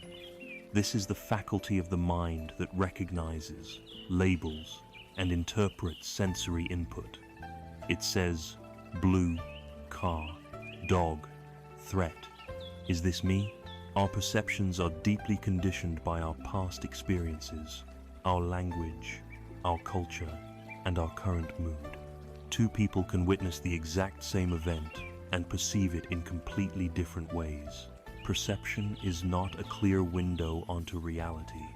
It is a conditioned filter. It is not a solid self. Fourth, there are mental formations. This is a vast category that includes all of our thoughts, opinions, beliefs, moods, habits, and intentions. This is the part we often identify with most strongly. I think, therefore I am. But are these thoughts me? They are a chaotic, uncontrollable stream. An angry thought arises, then a sad memory, then a plan for dinner. They are not summoned by a central commander. They appear based on causes and conditions. Our most cherished opinions change over time. These mental formations are the busiest and most ephemeral of all the aggregates. Fifth, there is consciousness. This is the basic quality of awareness itself, the knowing of an experience. Eye consciousness knows a sight. Ear consciousness knows a sound. Is this raw awareness a permanent soul, the enduring I? The teachings say no. Consciousness is also dependent on conditions. It only arises when a sense organ meets a sense object. It is not a constant, independent entity, but a flickering process, arising and ceasing with every moment of experience. So the question returns: if the self is not in the body, not in the feelings, not in the perceptions, not in the thoughts, and not in the consciousness, then where is it? The profound and liberating answer is that it is nowhere to be found as a separate, solid thing. The word I is a convenient label, a useful convention for navigating the world, but it does not refer to a permanent, independent entity. What we call the self is simply the ever-changing, interdependent flow of these 5 processes.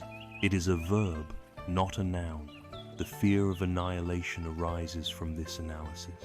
But let us revisit our parable of the man who mistakes a rope for a snake in the dark. When his friend brings a lantern and illuminates the scene, the snake vanishes. Was the snake annihilated? Number. It was never there to begin with. The only thing that was destroyed was a delusion. And with the dissolution of that delusion, the man's very real suffering, his terror, also dissolves. He does not feel loss, he feels immense relief. The insight into non-self is exactly like this. It is not the destruction of you. It is the destruction of the mistaken, fear-based idea of you. It is the setting down of the heaviest burden you have ever carried. The burden of maintaining, defending, and worrying about a self that was never solid in the first place.